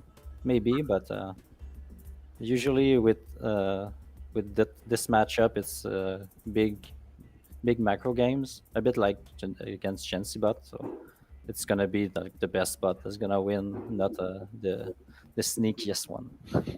That's good. Yeah, I like those nice, even the honorable TVTs, we'll call them. Yeah. Well, any concerns with the non-TV, the non-Terrans, the Tiers and the Spinies and stuff out there? Tier, Spiny, I think that's it, right? Tier and Spiny are the only non-Terran left. Yeah. Because 4 bots out. Yeah. These are the one that could give us a problem, but yeah, we'll have to see. I don't know what Rasper is gonna have cooked up. And for Tier, he probably has something that he put like last season and didn't got to show us. Yeah. Hopefully we handle it now. Not knowing what it is. Raph RR and Unusual joining us. How are you guys doing? Thanks for being here. Could take or at least part of it. Yeah. We're back. We're ready. Hopefully you all enjoyed that. Again, that was from our post-bots segment. Just a little talk show we do the day after ProBots. So yeah, join us again tomorrow if you are a Crown Club member in the Discord. We have a little chat room and a little spot for you to type and say hello and all that. Don't be nervous to hop in. You'll be muted. We won't be able to hear you. You won't interrupt. Just click on the room and join us and have a good time. So same time, same place. Tomorrow is all. All right, Endersword. What do we have coming up? We've got 2 more best of 3s here.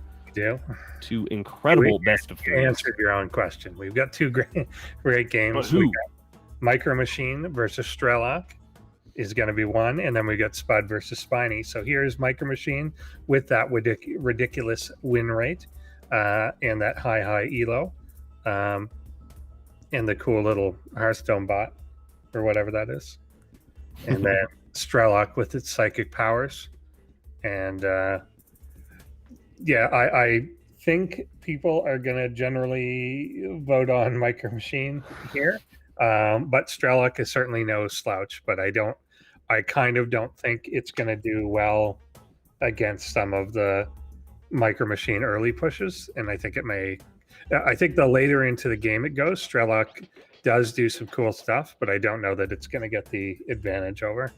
But we'll see. Yeah. It also occasionally does proxies, so if it tries to do that, that would be interesting. But I think, again, if it proxies something kind of like stable, it can do proxy Marauder, and then MicroMachine gets like Reaper Cyclone, then Concussive Shell might help, or I don't know. I'm trying to think of situations where Strelok wins, but it's a tight one. It's going to be a hard battle. Probably one of his hardest challenges to date. Yeah. But again, it's a hard challenge for anybody to go up against MicroMachine. Yeah. But we'll see. MicroMachine is in the lower bracket. You know, he's not invincible. He's very hard to beat, but we'll see how this pans out. Get your votes in, ! Vote, type in the name of the bot you think is going to take this best of 3. And we'll talk a little bit more about the updates once we get in game. I'm not seeing any for Strelok, so let me know if there are some, and I'm just not seeing them. And then MicroMachine, yeah, he's got a few here. So let's go ahead and hop into it. Again, our next best of 3, MicroMachine versus Strelok, a TBT here on ProBots.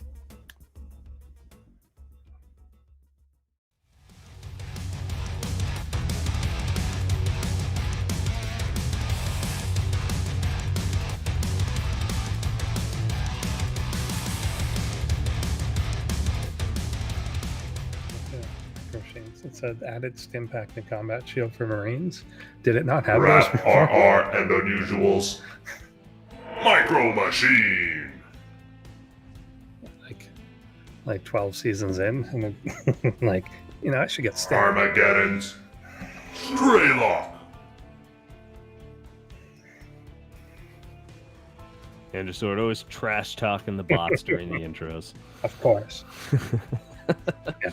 I was just commenting Micro Machines. I don't know. They heard you. Could they hear? Yeah. Oh, they hear you every time. Then there we go.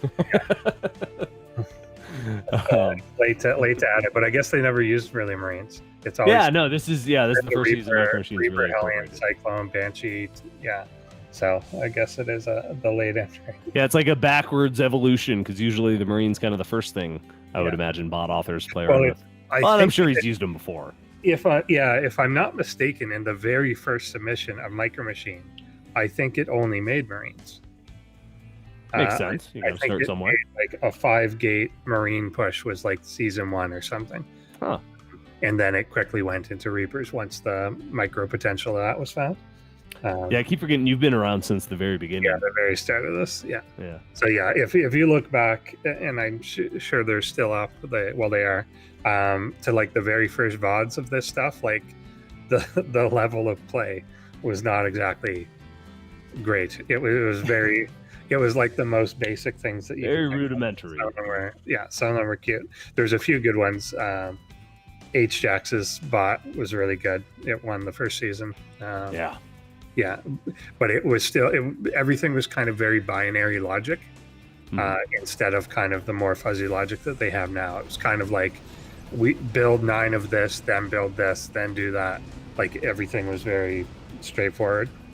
Yeah, now we see reactions to things, scouting, decision making based on that scouting. And this crap. So human-like. And then we got this crap. In case you haven't seen it, this is Micro Machines' fancy way of mining gas. You can see there are only 3 workers. How many workers is that? I think it's 4. It's hard to even tell, but I think it's 4 as well. Yeah. I forget. I have a vague memory of them saying it's only 3, but maybe I'm just making that up. Either way, yeah, you can see less workers, but you still get the same amount of gas income, or even more. Do you get more gas income from this? I forget. We didn't. How did we not ask them? I forget if it's more. Yeah. I think we had them on the show last week, and we didn't even ask them. We could see. If you bring up an income tab, we could compare. Oh, that's true. Apparently, yeah, so someone just won the Scotland lottery. Hell yeah. Ooh, nice. Yeah, Strelok with a lot of viruses here. Definitely not going to help against Micro Machine. But no, the SCV micro's very good so far. Has that Reaper even gotten any kills yet? I don't think he's gotten one. Some damage. It has 2 here now, though. Will start to. He's certainly getting more gas mining now. Well, yeah. Now we'll never know. Yeah.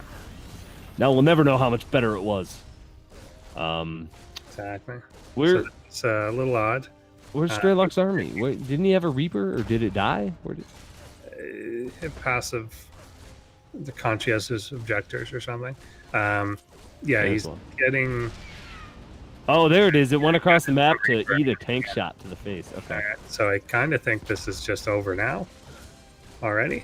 Yeah, I think you might be right. SCVs are all in the red here, just about 1 shot each, unless you can miraculously save them and get them all back to work here, but I don't think that's going to happen.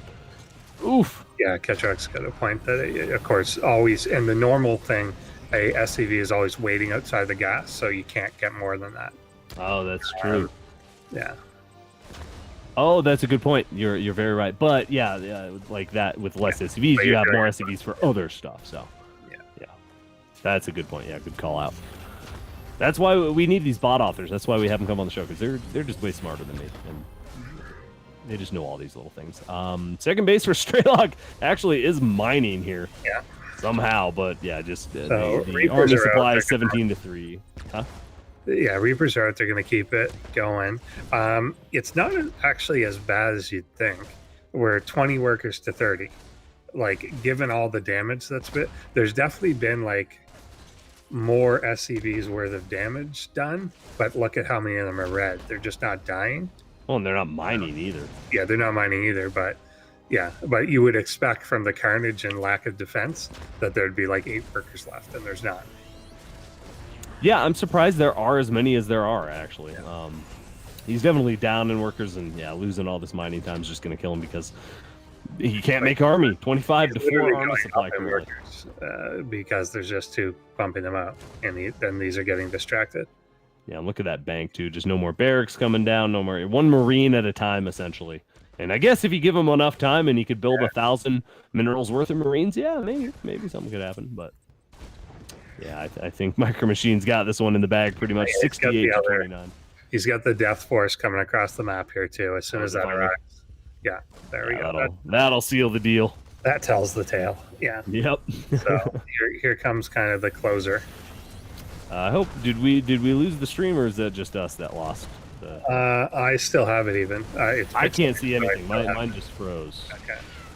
They reduced. Going. So we basically get a tank back in the natural, and we've got the Marines mowing down the remainder of these SUVs in a Banshee. This is just violent at this point. He's pillaging the area, and Banshee with cloak here now goes after the mineral line. There is a turret going down, but it's being constructed by the only remaining SCV. I will say, though, it is not our quickest game that we've had in ProBots. Sure. I think that title goes to Tier for one of his shenanigans. Yeah, I think so, too. Just worker rushes and cannon rushes. All right, MicroMachine. We'll take game number 1. Good votes, everybody. Yeah, again, just MicroMachine, top of the ladder. Definitely a very hard match for Strelok. Yeah. But he's I didn't think it would go quite like that, but yeah, shows the problem. And I think this also kind of shows again, and we run into it now and then, of there's certain things that you have to have a staple defense for, and most of the bots that have been here a long time do. But then this kind of shows every now and then, you could just lose to the first 2 Reapers. If you don't have a way to defend it, then you can just be shut down right there. Yeah. So. And yeah, there was nothing but one Reaper, but then it went to the other side of the map. And then you're just losing mining time. So, yep, just some unfortunate little decisions there made. You're just here for Ketroc. Well, that's unfortunate because all these bots are awesome, but you can go catch Ketroc's game in the VOD. It was our first series of the night. You can rewind the live too, right? You can rewind the live and then catch up and keep watching because, again, these bots are all awesome. And you should watch every game.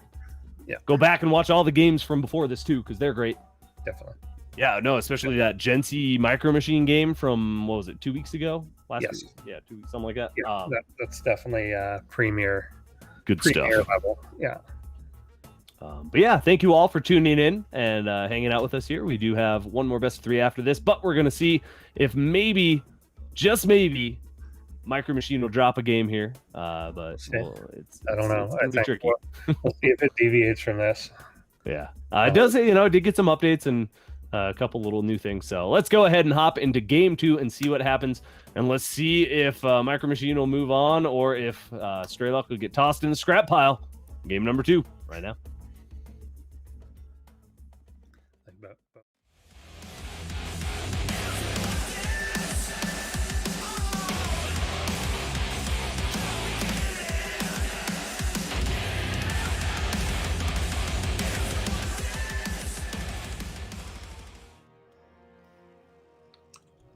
Wrath RR and Unusuals. MicroMachine.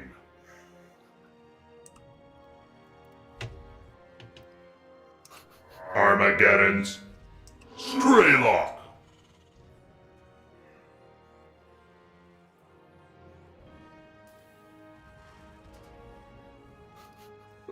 Now, no need to apologize now. We're glad that you're all coming in for whatever reason. And be it for your favorite bot or whatever, we're glad you're here enjoying the games and having fun. But here we are on Everdream for game number 2. What are we looking at? What are we looking at? The bar. This is I forget. This is tanks go here. I'm pretty sure. Yeah, it's tank. That's what we decided last time, but I'm not sure. It's definitely a repeat. Protoss script. It's definitely a repeat of the same 2 words. I've never been sure if this is supposed to be Protoss or Xel'Naga. No, kind of the same thing, isn't it? Yeah, sure, I guess. I mean, it looks Protoss-ish.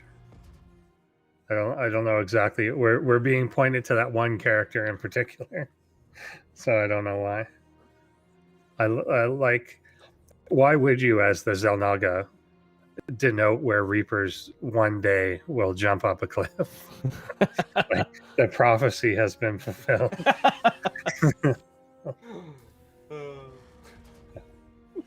But maybe they're pointing out that this is where our major first potential action could happen, but probably on this side of things. Yep.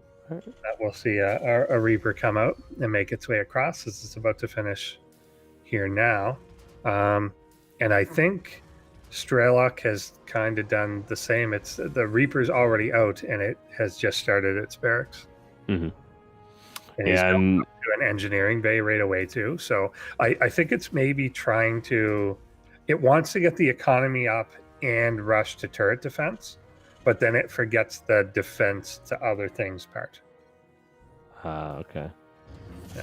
So here it comes in now, and if this kills the first SCV, then this is pretty bad. It's just gonna. And that's game. There we go. Yeah, that's probably that. Oh, another SCV does get pulled to go finish here, actually. So the barracks will finish, but like we saw last game, once the Reaper's in, there's nothing here to stop him. So we're going to see a lot of SCVs losing mining time. More than one's been pulled. It will finish this, but yeah, it's so late now. Yeah. Oh, that's weird. Now? Oh, it's glitching out its own. Huh. All right, well, that's another new fun little bug there. Yeah, for Strelok to work out. Or for Armageddon to work out. Yeah. Oh, what fixed it? Had a blinker bot. Yeah, okay. There it's going now. Yeah, but as it is here. Definitely you need an add-on right now. That's the only way. It's the only way. Yeah, Ketroc, I think he was maybe going for a planetary. I had that in the back of my mind. Yeah, well. I think you're probably right, actually, yeah. We're not gonna get to see. We're never gonna know. And MicroMachine will be moving on here.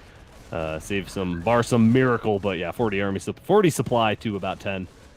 And Strelok going out. He had a great run this season.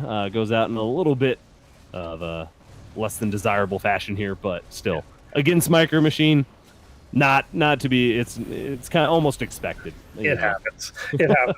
I think. Yeah, and I think to the point there, maybe that's exactly what he's doing, was trying to go, okay, we're going to flip away. If he was trying to go like PF and then get up to something, it's kind of thinking like maybe I can cut corners to get an advantage. That might be the only way you can. Yeah, but not with how aggressive MicroMachine is. Now we're going to have to wait till he makes a Banshee. Oh, jeez. No, yeah, I do like that because, yeah, against somebody like MicroMachine, you almost do have to do something cheesy to take advantage or get ahead somehow and hope that you can get away with it. But yeah, MicroMachine's too refined, will not. We're not even going to get a Banshee because they only make, or we're not going to get a Viking because he doesn't make air units. So we might get a battle cruiser. We're going to have to wait until we get a battle cruiser. Oh, he doesn't. Yeah, he doesn't make Vikings, does he? He floated it down. So this will be okay. Okay. Well, that was nice of him. Yeah, that is good. But yeah, that's it. We was going to make the 2 battle cruisers. There we go. Oh, we didn't get to the battle cruiser stage. Excuse me. Yeah. I took on my throat there. All right, so that was a quick series. MicroMachine will take it 2-0. Strelok is headed for the scrap pile. Yeah. Hopefully we'll see him again in future seasons. Again, get on AI Arena if you want to get a bot made and get it qualified for ProBots. We would love to see some new authors. It's always exciting when we get some new authors, and every season we get at least a couple. So yeah, really definitely. cool to see. And yeah, I think Strelok can touch up a few things there. Ketroc again mentioning in chat, and we kind of said before the matchup, the longer it went into the game, the better Strelok would probably look. And but we didn't get to see that happen. But it does have good unit control once you get later, and actually, well, when it makes units. You got to get there first, yeah. MicroMachine just is always constant aggression, though, so you just don't get the chance sometimes. All right. Well, that was a quick 2-0. Nothing much more to say on that. We have got one more best of 3 Undersword. Spudde versus Spiny, our season champ from 2 seasons ago. Still looking very strong. Peak of his game, it feels like.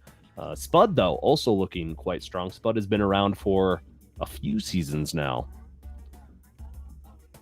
Oh, I thought we were gonna have stats. No, they I get feel, yoinked. I feel lied to. Nope. We just saw their names briefly. A fleeting glance at things to come. Yeah, this will be interesting. Spiny, of course, our last remaining Zerg, trying to keep hope alive for the purple guys. And All Zergs are purple, by the way. they are always. All true least- Zergs are. Yeah, exactly, because they're just coated in creep. Ooh, more spoilers. I like these. We're not going to tell you guys, but might see some fun shenanigans in this best of 3 coming up here.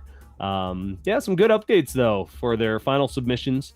Obviously, a lot of anti-Terran updates, because pretty much guaranteed if you're moving on in this tournament, you're gonna face a Terran at some point. So we'll kind of see how that pans out. Ladies and gentlemen, thank you so much for being here on day 6 of ProBots. Once again, check out everything below us in the descriptions. You can get all sorts of cool stuff, cool access to behind the scenes content. Hit that thumbs up button if you haven't already. If you like what you see, get us a little visibility on YouTube. Well, let's go ahead and hop into our final best of 3 here on ProBots. Spud versus Spiny. Let's get into it. Vote. Vote and vote.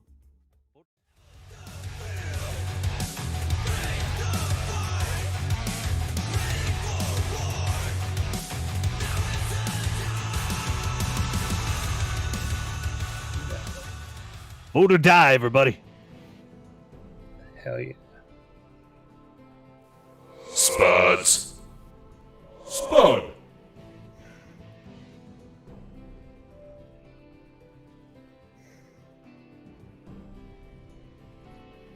Raspers. Spiny.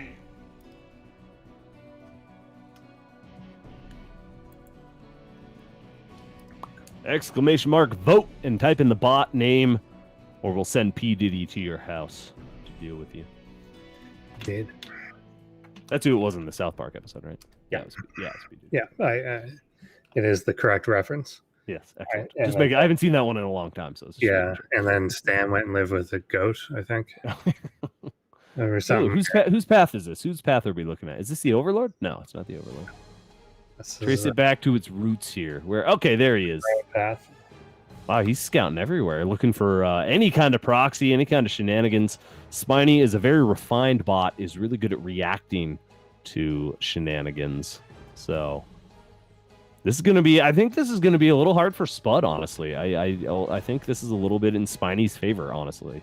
We'll see how it kind of pans out. Yeah, I think Spiny is the favorite here as well. I don't know exactly what it's going to do, but I think it's added a couple things which will be interesting. See if it goes towards them. But I think just in general, Spiny's been pretty flexible against a lot of things.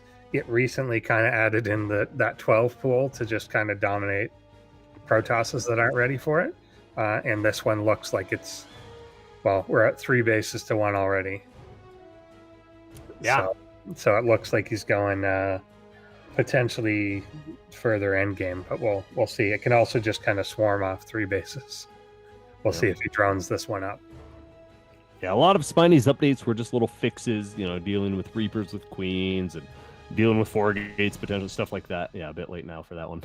But there is one very important update that I'm hoping we'll see here. It's not going to be this game by the looks of it, so we'll have to wait. Yeah, definitely not this game. These look real. Yep. And there's no gas taken yet at all. Yeah, that's interesting. 3 base, no gas. Is you just going to go a really heavy Zergling style? It might be, and I think we've seen Spiny do this before too. If it anticipates that its opponent is not going to really launch an early attack or anything, it just doesn't defend itself and goes like just up to Broodlords or something. So because if you're not going to attack me, I'm definitely going to macro you. And the Zerg just, if it's not burdened by units, will be at like 80 drones in no time. So yeah, well, that's why you see push outs to force larva to be forced into army, right? Yeah, exactly. And even the bots are at that point now where you have to trick them a little bit. You gotta force them to do what you need them to do almost. Yeah, exactly. So Lings will take a look at what's going on, see a bunker up front here. Yeah, good defense. Spud should be fine against any early aggression, but yeah, Spiny's just content sitting at home, getting 3 bases. The Reaper. Deals with the Reaper very nicely there. Good catch there with 2 Lings and a Queen. Actually, one of the updates was made was about Queen and Reaper interaction. Yeah. That so that could pay off. Queen's definitely your kind of free defense as a Zerg, since you're going to get them anyway. And they are just kind of sturdy early game units, so you can get away with making essentially only that. We now got some gas and speed is coming on the Lings, and so is Burrow. Yeah, Spiny is gearing up for the later game. Are we going to see drop Overlords as well? Isn't that Spiny's the one that does that, right? Yes, I think so. Yeah, we saw the the Ling and then the double Overlord drop. Yeah. Yeah, is a good effect. I think more and more that's one thing that we've seen people play with off and on, because no one's quite figured out how to make them really work yet. But drops are such a big part of human play, and they're such a small part of bot play. Yeah. Like, they're just really bad at finding a decision making around it. That it will come in, see like a turret or a single unit, and then not know what to do. Yeah. Like at all. And I think some of it is the extreme either you get extreme hesitancy to drop in someone's face, or no hesitancy at all, and it just flies over 3 turrets and tries to drop on them. Yeah. So carry the show. I will be back in about 30 seconds. I got something to deal with real quick. Sure thing. So get burrowed Lings around the map here, which is always nice to force your opponent to deal with that. Creep spread starting well, as we've got the 4th base coming up here for Spiny, and it really does look like it's just going towards a later or at least mid-game gear up. Just with no engagements or anything so far, Spiny's just dominating the supply here, both the lead in workers and in army. And yeah, now is going to start to move across for some harassment with the Ravager, probably try and go after the bunker up front, which it should be able to do relatively. With these units clumped up here, if it can get a good shot in the middle of the tanks, it'll take a lot of damage, though, with 3 of them coming down here now, and it may, second guess that and go back home. So I think Spud is safe for now, but is just kind of losing the economic and army lead the farther this goes. Tanks trying to attack an Overlord. And then we'll think about that again as well, and kind of resume their at-home position as Spiny just gets up to a bigger and bigger army here. So I kind of think Spiny is just going for a max here, and then we'll try and push out once everything is up and running. He'll have to kill off some supply anyway as he starts to max out while he's still teching up. All right, what did I miss? I'm back. Basically, he tried to push into the natural here, took some tank fire and just kind of backed up. Okay. Spud then tried to move out for like a few seconds and then went back home as well. So both of them are just kind of staying passive. But Spiny's now adding on the tech after the layer completes. Like, that was a pretty late layer too. But he's now adding it all on at once here, the Spire, the Hydra, and the Infestor Den. And I think it is. He's just got a good, strong but cheap army, and then he's just kind of going into the late game. Yeah. Well, let's see here. Spud is going to push across. Army supply is definitely in Spiny's advantage, but with tanks and good positioning, if Spud can just take a good engagement and get a foothold onto the Zerg side of things, maybe take out a base, anything is possible. It's a decent little army here. He's got +1 attack as well. Stim's about to finish up, so he's got the Medivacs overhead. This is a strong Terran army for this point in the game. Yeah, it's a reasonably good one. If it takes a good engagement here, definitely it could get a lot done. There are no Banelings. Baneling nests being constructed here, so it's just kind of Ling Ravager, and you can occasionally catch something like that and really run it over. And there's no defense at this angle. If he gets tank sieged up, then this could do fairly well. But Vile's going right down in the middle of everything. And the Marines not kind of running away from that definitely hurts. Tank's doing pretty well in the back here since everything's clumped up. And the Lings are gone now. So does definitely show the survival. Wow. Yeah. He's actually pushing in here. I thought the Biles would just kind of be the end of huge links around as well, but the +1 attack with the Marauders to absorb the medevacs overhead, just barely enough healing. Yeah, the Spudde's got a medevac was the foothold. real hero in this whole thing, that they just kept that army alive. Like, no more units died after that first Bile. Now the Banelings are coming in super late against units that they don't want to be coming in against. Now imagine if he hadn't eaten those Biles. Yeah. Oh, exactly. He would have absolutely steamrolled it. And all the tech is here. Like, all of it. Oh, wow. Oh, my, I didn't even really register that. Wow. All of it. Yeah. So the Spire goes down already. No The Infestors, are going to go. Is he going to get the Infestation? Well, he obviously will eventually. And then the Hydra Den with the upgrade going. So this is a huge, huge setback to Spiny's plans by at least 2 minutes from where it was trying to get to. It might just outright kill him. Adrenal Glands is on the way, which is great. You know, he's got great tech back, or he had great tech until it all just got cleared out there. Spud with just the perfect timing, even though he ate all those Biles, had enough tank fire and enough medevacs that he was able to stand strong. And maybe it was the right decision to just stand there and deal damage. You know, take what you do, but his DPS was just so insane at that moment that it was enough to just punch through, but just barely. Yeah, definitely. I mean, he was down to maybe like 4 or 5 Marauders there at one point. I think his army on the ramp blocked some of the extra Lings too from kind of flooding in. But yeah, it was just kind of a perfect time, perfect angle too. That was probably the best angle that he could have came in at. Oh yeah, for sure. Prevented the surround immediately. Yeah. He did get surrounded eventually, but we're gonna have to take a look at that. He got surrounded because the Biles killed things, and then the Lings flooded into the gap where they died. Yeah. That's essentially what happened. So go and clean up the rest of this. But this is pretty. You could tell, like, Spiny obviously was estimating that this would hold. It had like a 40 supply advantage on army at least. And then it was about to make that hardcore transition into something else, and it didn't get a chance. Wow. We're going to have to take a look at that engagement tomorrow night in ProBots. Yeah. So if you want to join the Crown Club and come check it out with us, that was to get biled down the center, surrounded by Lings, and like you said, they went in the little hole there, so it's almost like a double surround a little bit.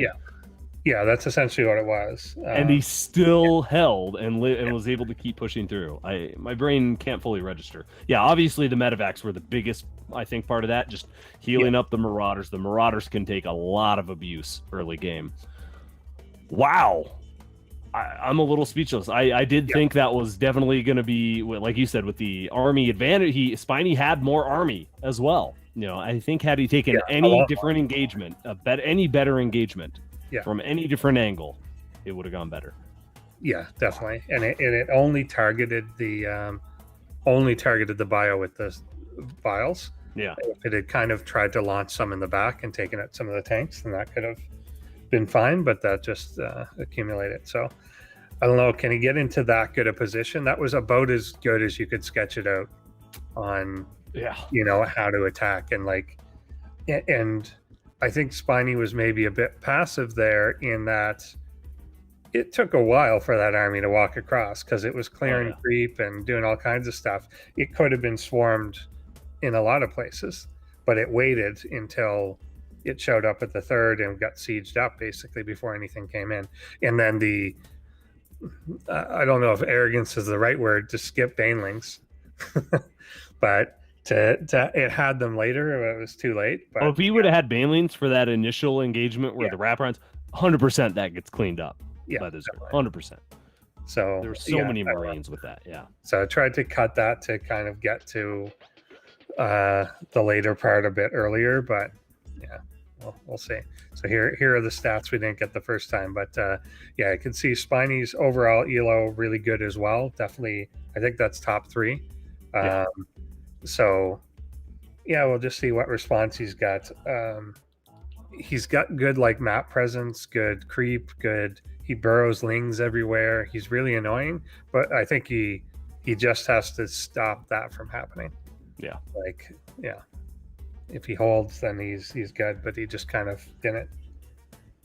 I think we're ready. I think I saw a timer earlier. I'm gonna go ahead and do it. Game number 2 here. We might have one more bottle elimination. We might get an ace match here. We'll see if Spiny can turn things around and tie things back up. Game number 2. Let's hop into it.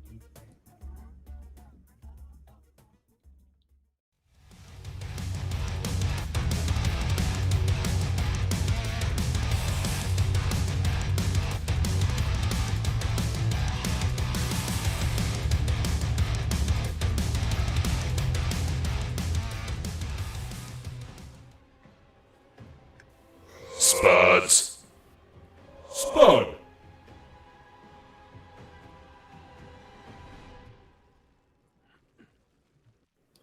Raspers. Spiny.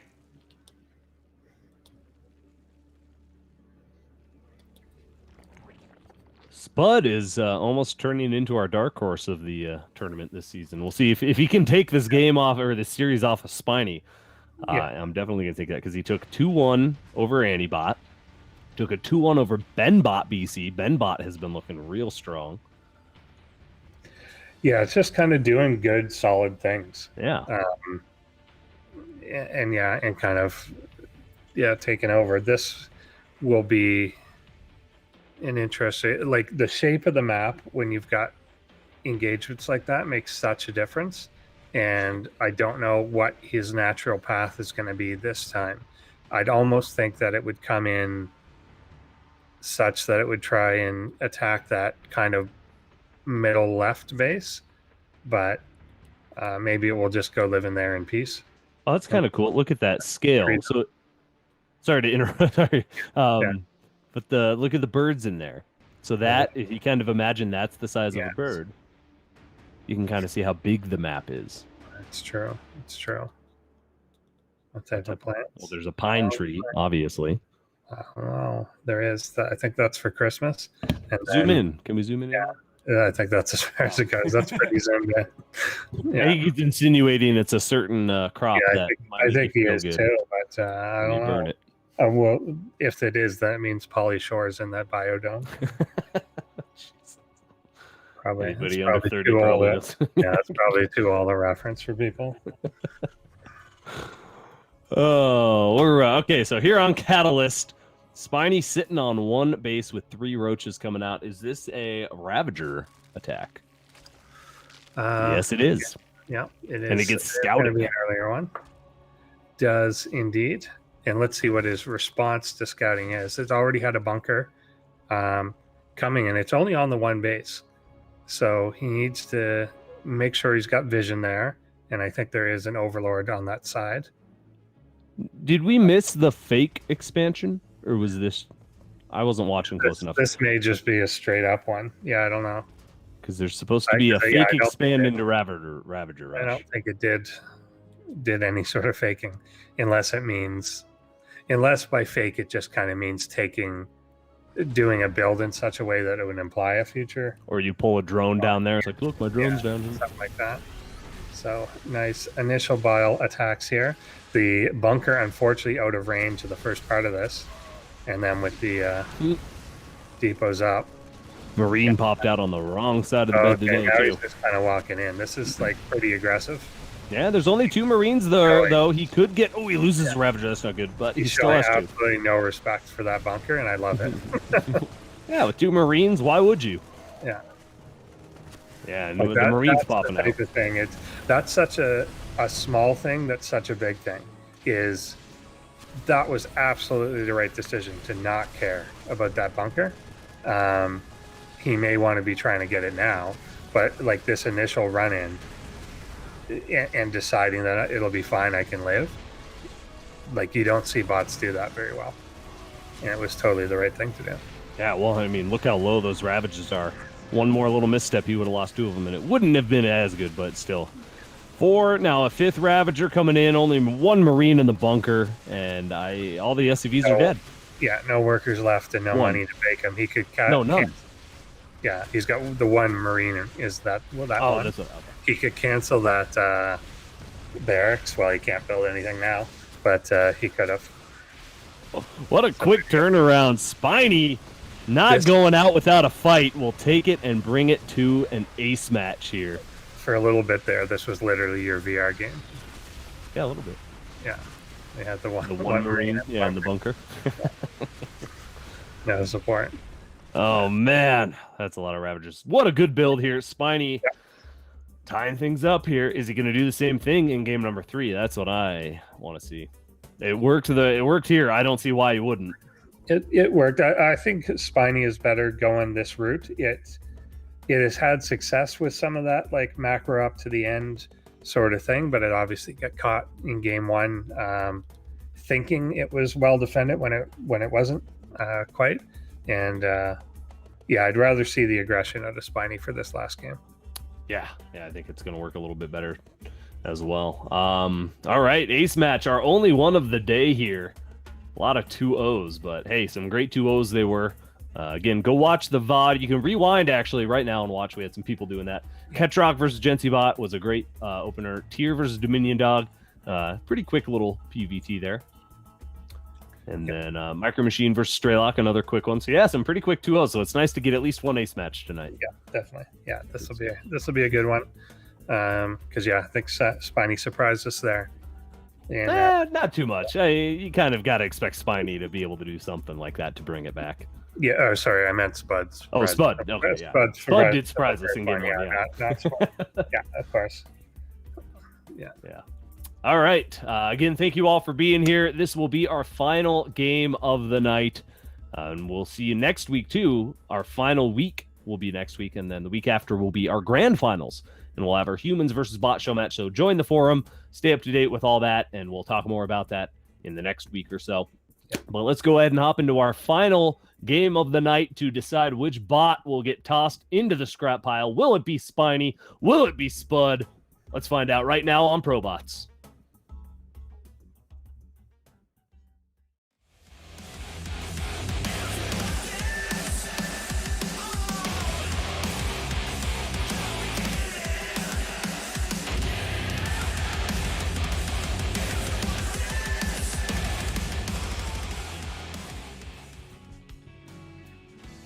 Spuds. Spud.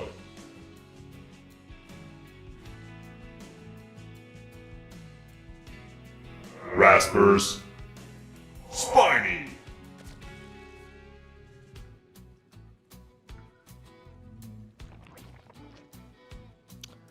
Submarine for our final map. Yeah, we That don't is see a this one quick too often either. This is a quick pull. You're going to get your aggression. I think we are. All right, now let's watch for the fake expand here. See if he does a fake expand into Ravager or if he just goes straight to Ravager. Yeah, so Spud doing the old wall off, which is good. Yeah, let's see where this does lead. If it's just going to be a repeat, bunker position could make a big difference again. Yeah, this map a little different, so it always changes the name of the game here. Okay, pool is done. There's the Roach Warren. I don't see any fake expand, so yeah, it's just a straight Ravager build. Indeed. All right, so how does Spud hold it? Does he just get lucky? I think you need, I think you get a bunker in a good position, and then you repair it, and then you try and get a tank out or something. Yeah. I think that's probably the way that you go about it. What about an expand? Will that help? That will probably not help very much at all. Oh no, Spud. It's hard to hold. I mean, there was a reason that this was really good just on the human ladder for a while. It's just a good build. Well, it hits quick. Yeah, if you're not ready quick for and it, it strong. can definitely you just won't be able to catch back up because the damage is just too much for every one Marine that pops out. Yeah, it's just kind of free damage. Like Biley, you don't have to stay in range. You just Yeah, throw the range up. is huge. It's good against buildings, like very effective. So, Mhm. yeah. So we'll get this again. All right. And, Yeah, just kind of addressing in chat there. Huh? This will be interesting if this Oh, Reaper he gets a or Reaper. anything. So he'll have it, but it's being pretty tentative. But He's will that one make a shot, back up. One shot. Yeah. Oh, no, don't leave. Queen out. Yeah, it's not going to do anything. What was I saying? Oh, yeah, so they're saying in chat, infestors are very good. We have seen some incredible infestor play, I Mhm. believe, out of Spiny, actually. Spiny can definitely get into that late game, uses Vipers.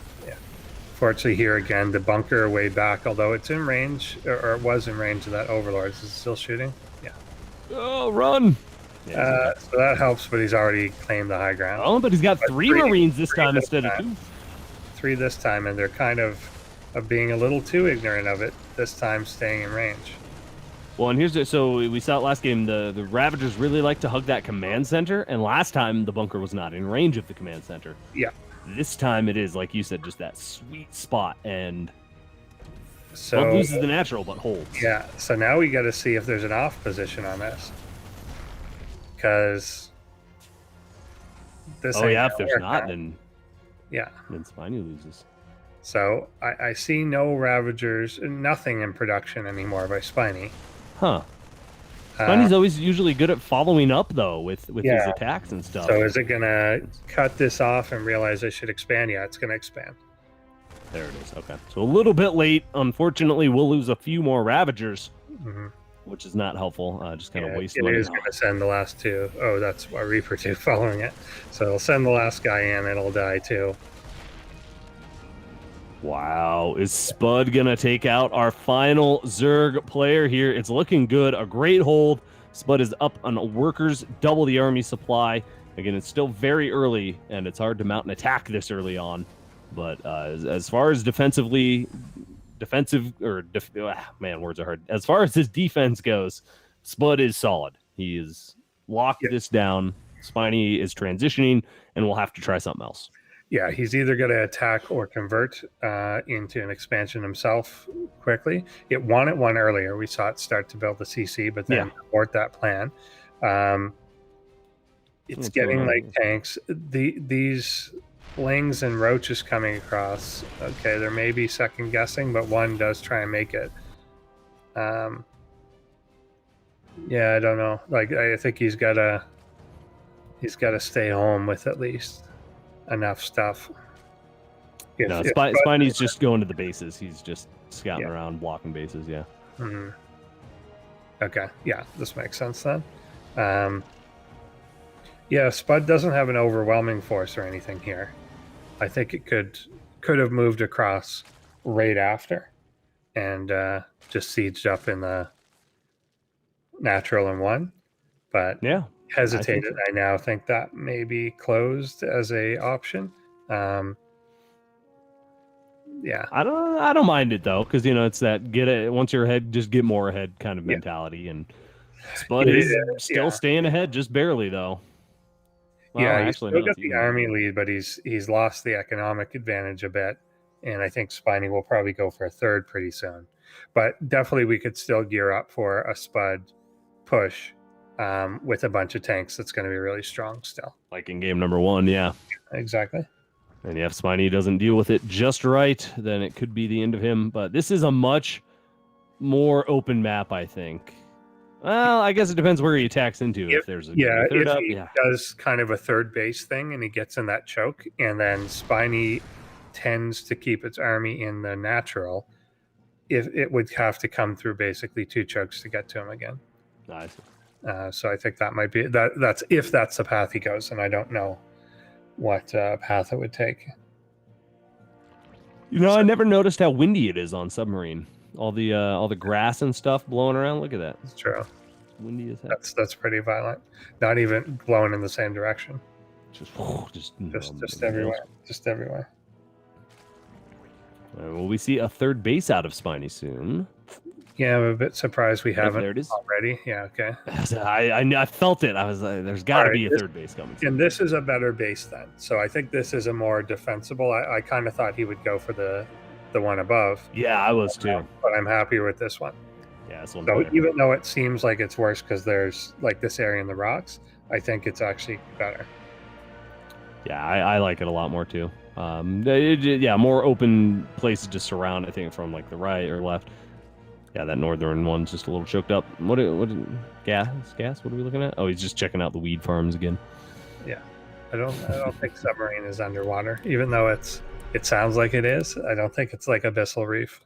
Well, no, it's like the submarine. Why is it called submarine? That's actually a good question. Oh, because that's like a submarine little port. Maybe it's where submarines have like been sent to retire or something, junkyard, submarine junkyard kind of thing. Yeah.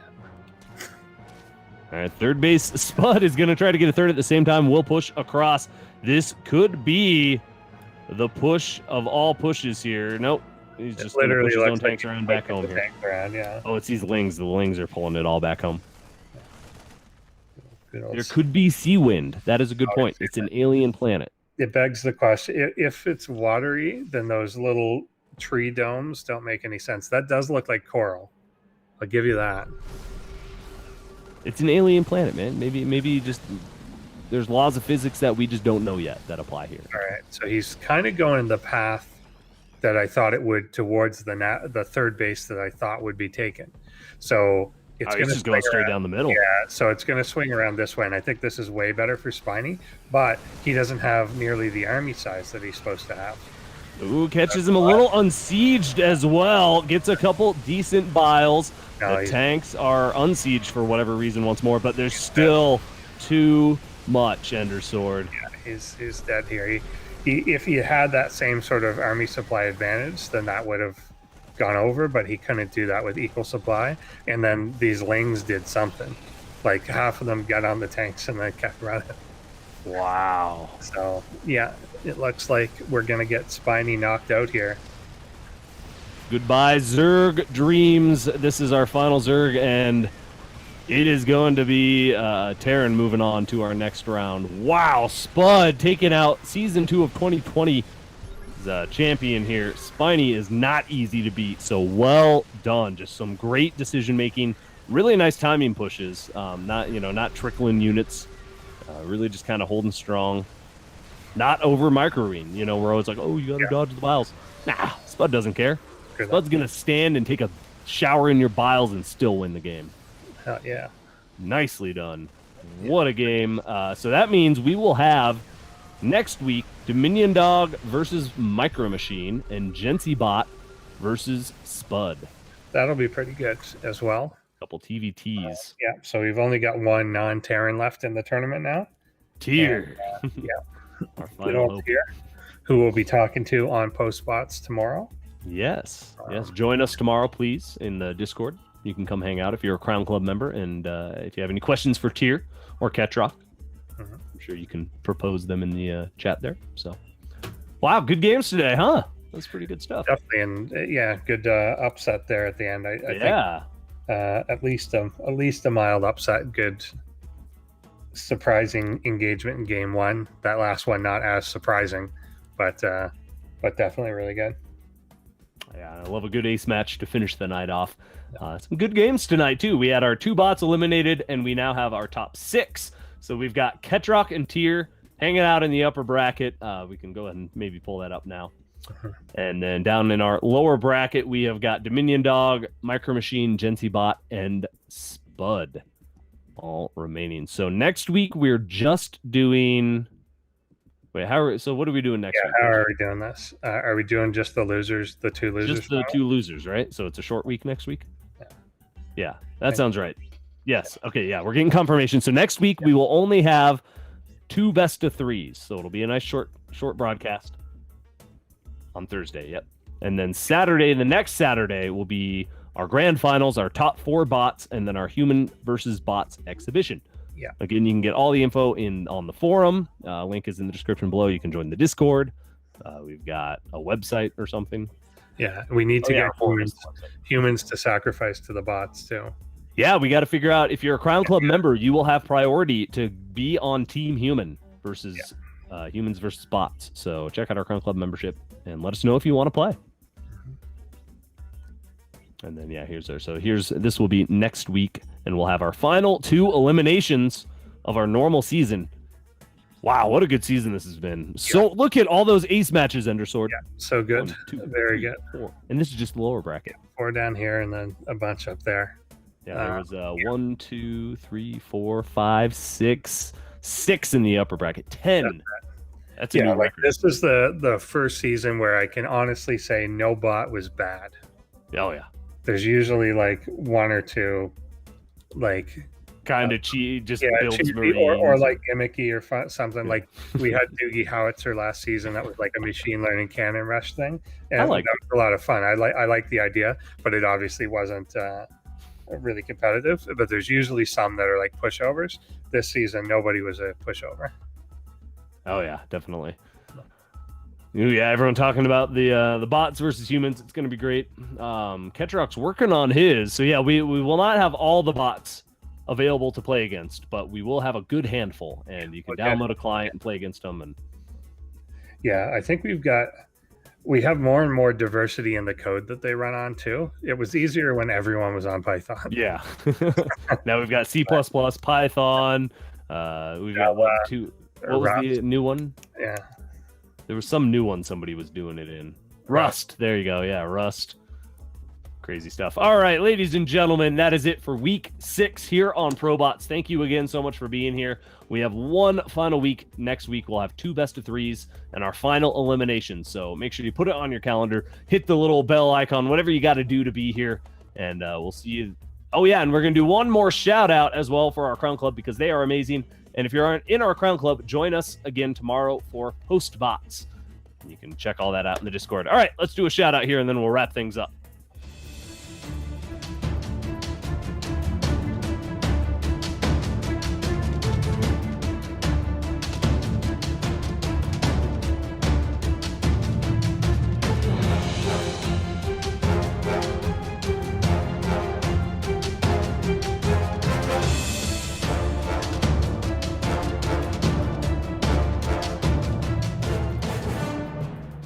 Thank you, Dusty. Hopefully we'll see you again in our post-bot stream. It was fun having you there.